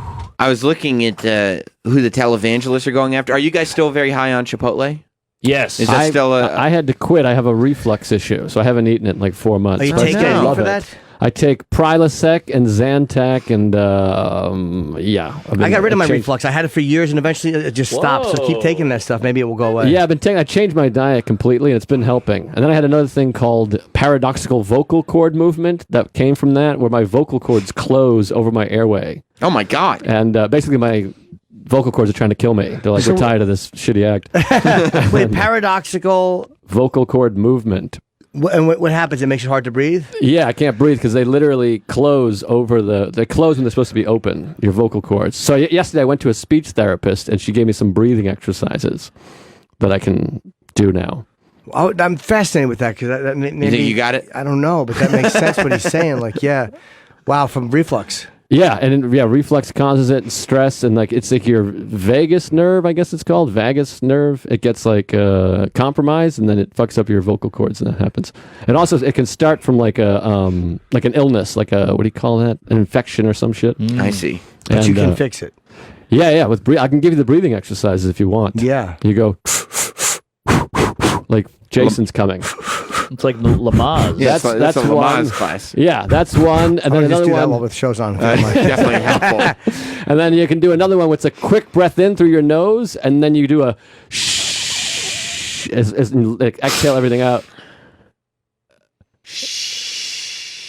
Yeah. Nice. Now, Yeah, is that just for the physical vocal cords, or does it also help reduce the stress that causes the whole thing? That one, the second one is relaxing. This is good radio, right? Yeah, sure is. Yeah. It's like Dr. Oz. And then that making that shush noise causes the vocal cords to open, and so you're slowly retraining yourself to reopen your I see. vocal cord. You can do the same thing with your asshole. You breathe in, and then Just think of that. yeah, open it up. Sure. Wait, how long are you going to do it for? You got to do it like she said, 10 reps, like 4 or 5 times a day. Wow. Yeah, So 10 of each? I think so. Yeah, So it's 20, 4 or 5 times a day. yeah. So do you find yourself out in like a public restroom just like... Yeah, I do. I've been doing it a bunch. And another one, the last one is another sniff in through your nose, and then you exhale. It looks like you're smoking out the side of your mouth. She said like you're putting a candle out that's over here. Oh, it doesn't matter which side? She said you can alternate sides. Oh, that's not fun. You're doing it. Oh, much better. But that's what's crazy about this like American medical system or whatever. Fuck that part. I hated I said that. Eastern, Western. It was well said. Sounded educated. I went to the doctor, the ENT, the ear, nose, throat, and he put like the camera in. He's like, yeah, you have this thing. He's like, you got to go talk to this speech breathing expert. And I was like, great. And he's like, the next appointment is 6 weeks from now. And I'm like, well, can you give me like a hint? Like, I can't breathe. He's like, no, I can't. That'd be fucked up. You have to go to her. Because everybody sues for malpractice. So if he gives you any type of wrong advice and you go, just doing what this doctor told me And to he'll do. probably get money from the recommendation or Right. recommendation back. There's always some fucking reason. Yeah, so I waited 6 weeks, and I was there for 8 minutes. She gave me those 3 things that I just told you guys. And that was the whole appointment. That's it? Yeah. And it was like Jesus. $300. It's ridiculous. Quacks. Yeah. And then you just leave with breathing exercises. Like, Yeah. is that even medicine? No. Coffee causes reflux. Yeah, well, this is a tea. Okay. I have to go tea. Give them the list. It's crazy. Coffee, hot sauce, anything tomato based. Tomato sauce, onion, garlic. So what do you eat? Caffeine, alcohol. I've been eating a lot of potatoes, mashed potatoes, whole wheat pasta, veggies. You're a young man. Is this forever? No. He prescribed a pound of vegetables and half a pound of fruit every day. But I ate like the worst diet. I ate nothing but Burger King, Chipotle, extra hot sauce, extra marinara, 4 Cokes a day. Oh, wow. So vegetables really works, huh? Yeah, it's supposed to be fruit and vegetables, and it's supposed to sweep out all the shit. You need fiber, I guess. I see. That But makes sense. I ate nothing but garbage. But like, because Chipotle and Burger King and everything, they make you shit so much you would think that you're getting fiber, right? But I guess not. Yeah, I shit a bunch then too, but yeah, you got to get veggies, and it's also like it's all processed shit, and like Right. marinara and hot sauce is like it's just fucking acid. That's all I eat too. I go to Chipotle, I dump Tabasco all over it. It's already hot sauce, and I'm putting hot sauce on. But you don't it. have a lot of processed stuff, and Coke. They said Coke is actually the worst thing. Like carbonated beverages, Really? and caffeine are like so bad. Yeah, or Carbonated, even if it's like seltzer? He said anything carbonated. Wow. what yeah, the I've heard hell? that too. I Yeah. know. Like I know. Yeah, You 'cause got to be kidding It's me. got I thought bubbles and it floats back up into Ah. your thing. Yeah, you're fucked. Yeah. because they say soda's bad because and then you sugar. go, okay, well then I'll just do like the flavored seltzer things that they make with just a hint of whatever. The polar bear. Yeah, or they get or like That's Trader Coke. yeah. Or like Trader Joe's has like raspberry lime whatever. Yeah, but this is But only that's if you bad, have too. reflux. It's I bad see. for reflux, But it could cause it. yeah. And it might be bad for your throat. I clear my throat a lot because I always feel like my throat's too narrow. Or Semen. No. Yeah. I believe me. I wish that was the issue. No, I you wouldn't should fix it, but You should do these exercises, You're but that also- might still be some reflux. You're Silent also reflux. a hypochondriac. no, but I can feel it. Like it's. Oh. I feel it. You're right. I am. Yeah. Yeah. I'm a convict. I wear condoms. Well, But I have that too. It's all anxiety. and shit. yeah. when you have a shitty diet though, Chipotle is the one thing that you think is like, oh, okay, well, I'll do Chipotle today. Today's my healthy day. Right. That's completely what I did. I was like, that's brown rice and chicken, but then I would get extra hot sauce and a Coke. Right. And then, the other thing is cookie. Like chocolate is also weakens the esophagus. Oh I was my having like God. 2 or 3 chocolate chip cookies a day. Yeah. It's like you were trying to get it. Yeah, I did. Once you find out what causes it, you're like, oh, I did everything I Yeah. possibly could. And nothing else nothing No, that yeah. wouldn't. Zero vegetables. That and fruit. weakens the esophagus, huh? Yeah. But I drink like veggie juice twice, like a fucking giant thing of pure vegetables. That's good. Yeah, that helps. Jim, you're like, a man in your 50s. Anything you would have gotten it already. No, Yeah. I get AIDS. I love that theory. No one's ever gotten cancer after the age of 50. Yeah, Right. one time, fucking Vanderbilt just died of stomach cancer. Gloria Vanderbilt, Anderson Cooper's mother, just died of 95. They said she had advanced stomach cancer. Well, by 95, that's when I meant Yeah. like your acid reflux deal. If it's something that's caused by your diet, Yeah. it's going to take less than 50 years. Yes. Yeah. Good Right? point. Yeah. I'm a doctor. So I'm trying to undo it now, but Call it takes in. time. Dr. Steve, I'll call bet. in. I had it so bad, and then I was on Nexium for a while, I think, and that really Is helped. that the sex cult? No. That I went on after my acid reflux cleared up. So no, it really did fucking help, man. And then I stopped taking it. Now I once in a while I still get it, but it's rare. Yeah. Well, Burger King has the. I think it's Burger King that put out the Impossible Burger. Yes. Is that the? It's veggie, right? It's the veggie burger, and I thought that this must be the Impossible Burger. Must be the most inoffensive thing ever, because it's not like they're replacing the Whopper with. They're just saying we also have this Impossible Burger that we call the Impossible Burger because it's a veggie burger that tastes amazing. And everyone's had a smart take on it, I think. And I go, okay, yeah. There's a televangelist who is out there. He's smartened me up to it. He opened my eyes to really the whole thing that I wanted to play for Jim. Have you seen this? I have. Yeah, you guys should take a look at it. this televangelist, he went on his show, and it's one of those, whatever. Rick Wiles. Rick Good Wiles. man. He's in Florida, which is a shock. Yeah. And he's trying to garner support. He's got his P.O. box. He's got his 800 number. He's looking for donations, and he's got the truth about the Impossible Burgers. Yeah. All right. When you go to your favorite fast food restaurant, you're going to be eating a fake hamburger. You're going to go to the grocery store and buy a pound of fake hamburger or a fake hamburger. By the way, the way he says restaurant and hamburger, and the lower part of his mouth is enraging. Hamburger. Look at that lip. Restaurant. Oh, that it was grown in some big corporation's laboratory. This is the nightmare world that they're taking us into. They're changing God's creation. Why? They want to change human DNA. Hang on, hit pause. So that We're about to find out exactly why. So we know right now that the goal is to change God's creations. Which is a burger. Yeah. Which is no, he said the pickles are a change of God's creation. They're cucumbers that you make into something else. Right. I think he's saying what's in the veggie burger is going to change you. So the people making the burger are changing God's creations by feeding it to you. Oh, I see. Okay. That's the way I took it, You but might maybe be I right. took it You wrong. might be I don't right. know. I don't know. Scroll it back a little. I think he means the meat. Maybe. know that it was grown in some big corporation's laboratory. This is the nightmare world that they're taking us into. They're changing God's creation. Why? So basically, every time you get chemo, you're changing God's creation. I guess that's bad. It's bad. It's not good. Don't get treated for cancer. Yeah, let your body be what your body is. That's God's creation. Yeah. He created that tumor. Yeah, AIDS. It's also on God's resume. Yeah. So a few doozies. Change human DNA so that you can't be born again. That's where they're going with this. Oh, to change the. I mean, if that's true, God is an ass. If God really thinks that you've changed your DNA, you can't get in. Sorry. Yeah, well, you can't be born again. That thing that you thought was healthy, I'm not allowing to be born again. Your DNA is different. Right. See, because you're going to eat the vegan burgers, but you need meat. So if you don't eat meat, you're going to change your DNA. And then when you go to be born again, they're like, but you're not a human being. You eat vegetables. I've never seen, this guy has the worst mouth I've ever seen. You think so? It's terrible to look at. Tough mouth. Yeah. Scroll back a little, Troy. You can't be born again. That's where they're going with this. To change the DNA of humans so it will be impossible for a human to be born again. They want to create a race of soulless creatures on this planet. Oh. And that's, those burgers are a start. Right. The soul comes from a real Whopper. That's right. So, and I love that, too. It's like, you know, it used to be you'd go to these fast food establishments and you just get a natural burger. Not anymore. These veggie burgers are fake. I preferred it when they hated the gays. Just go back to that. That I get.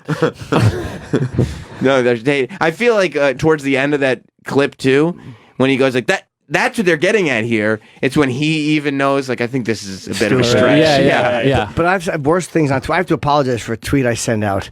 Fucking the Jew bots got me. Oh my! Oh, John Cusack! Those damn Jew bots get you every time. Yeah. So yesterday, John Cusack is he tweets out an image that is viewed by, I would say, all as anti-Semitic. Did he mean it as anti-Semitic or anti-Israel, the country? Hang on, because he started defending it. Yeah. And that's what really he dug his heels in. He started defending the image, and then when the wave of Twitter came against him, he said, "I didn't realize what I was posting. The bots got me." So a couple of Twitter bots got him. This is what he posted. It was a hand pushing down. What are those small people? And there's a Star of David on the sleeve that the hand is wearing, and it says, "To learn who rules over you, simply find out who you are not allowed to criticize." And John Cusack wrote, "Follow the money."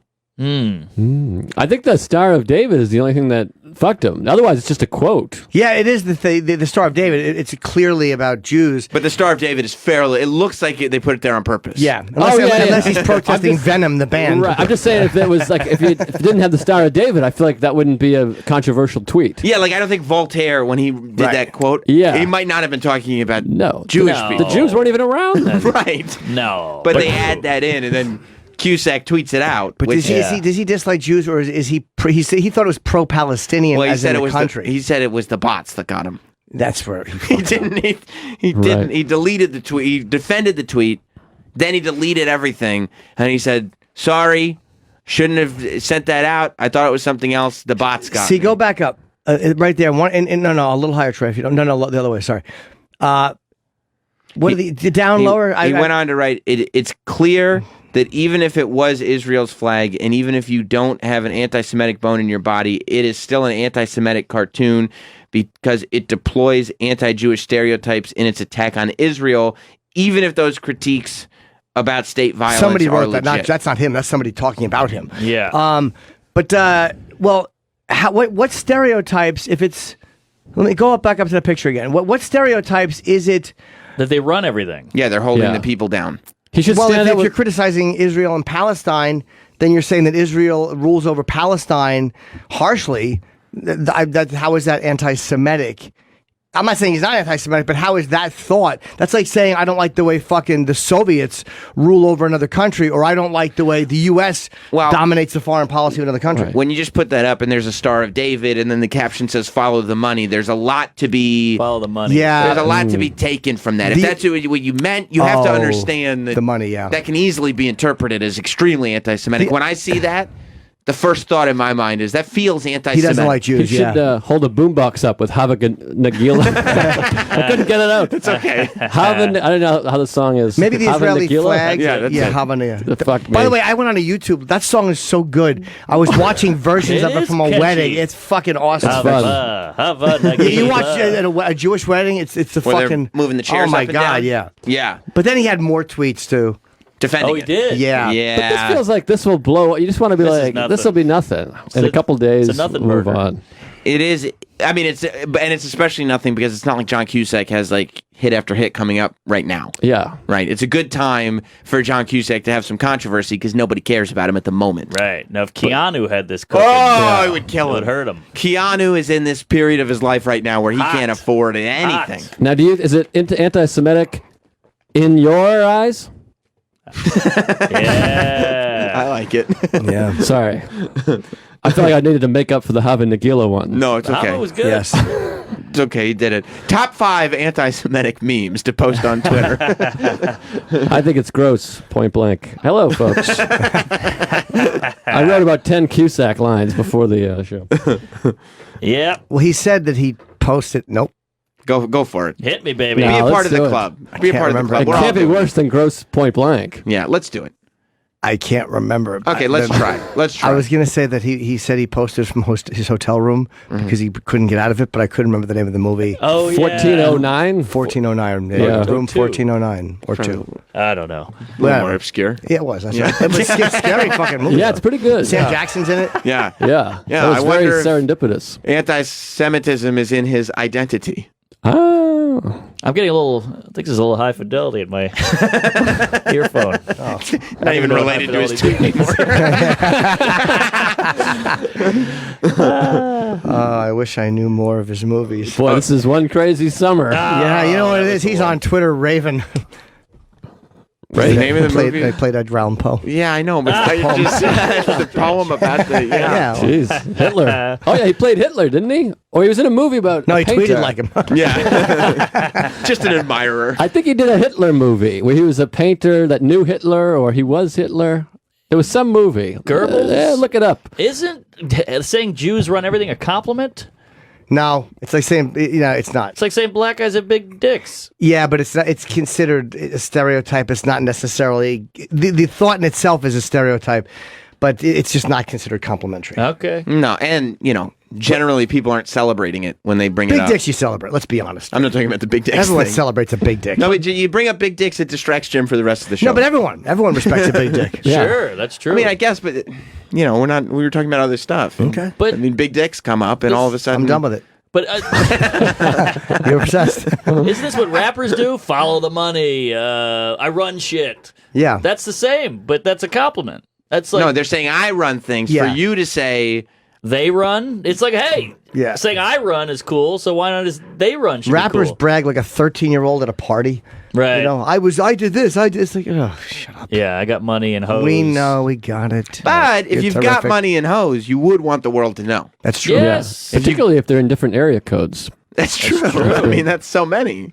Yeah, I mean, you grow up, you're not traveling much, you don't have a ton of money. Now all of a sudden you have money as well as the aforementioned hoes in various area codes. You want the world to know, and what better way than to just say it? Yes. That's why I'm not mad at that. They say hip hop boosts confidence when you listen to it.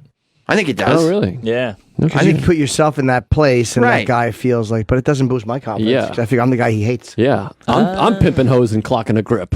That's right. You know? Thank you, Sam. I appreciate it. I got the reference. Yeah. Well, listen, Joe List is going to be at Gotham, which, here's what you do. You go see Joe List at Gotham. This is July 12th and July 13th. Yes. And when you're at Gotham, you say, this is the room where the magic happened. This is where Mark Norman met Jerry Seinfeld. That's right. Yeah, you can knock out 2 for 1. Yeah. But go there July 12th and 13th.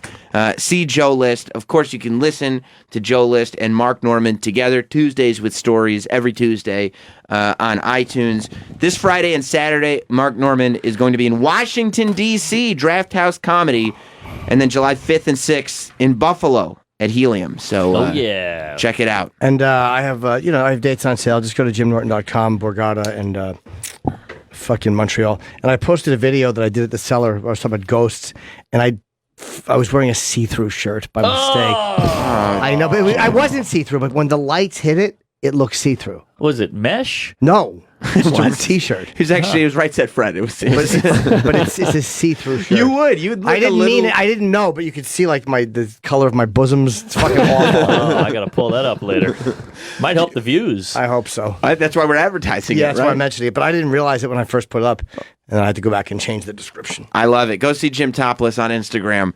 And thanks, guys. Thanks for Really popping in. hilarious. Mark Yeah, Norman, guys. Joe List. You guys are awesome. We'll see you all tomorrow. Goodbye. If anybody has a portrait sale. We'll be back with more Jim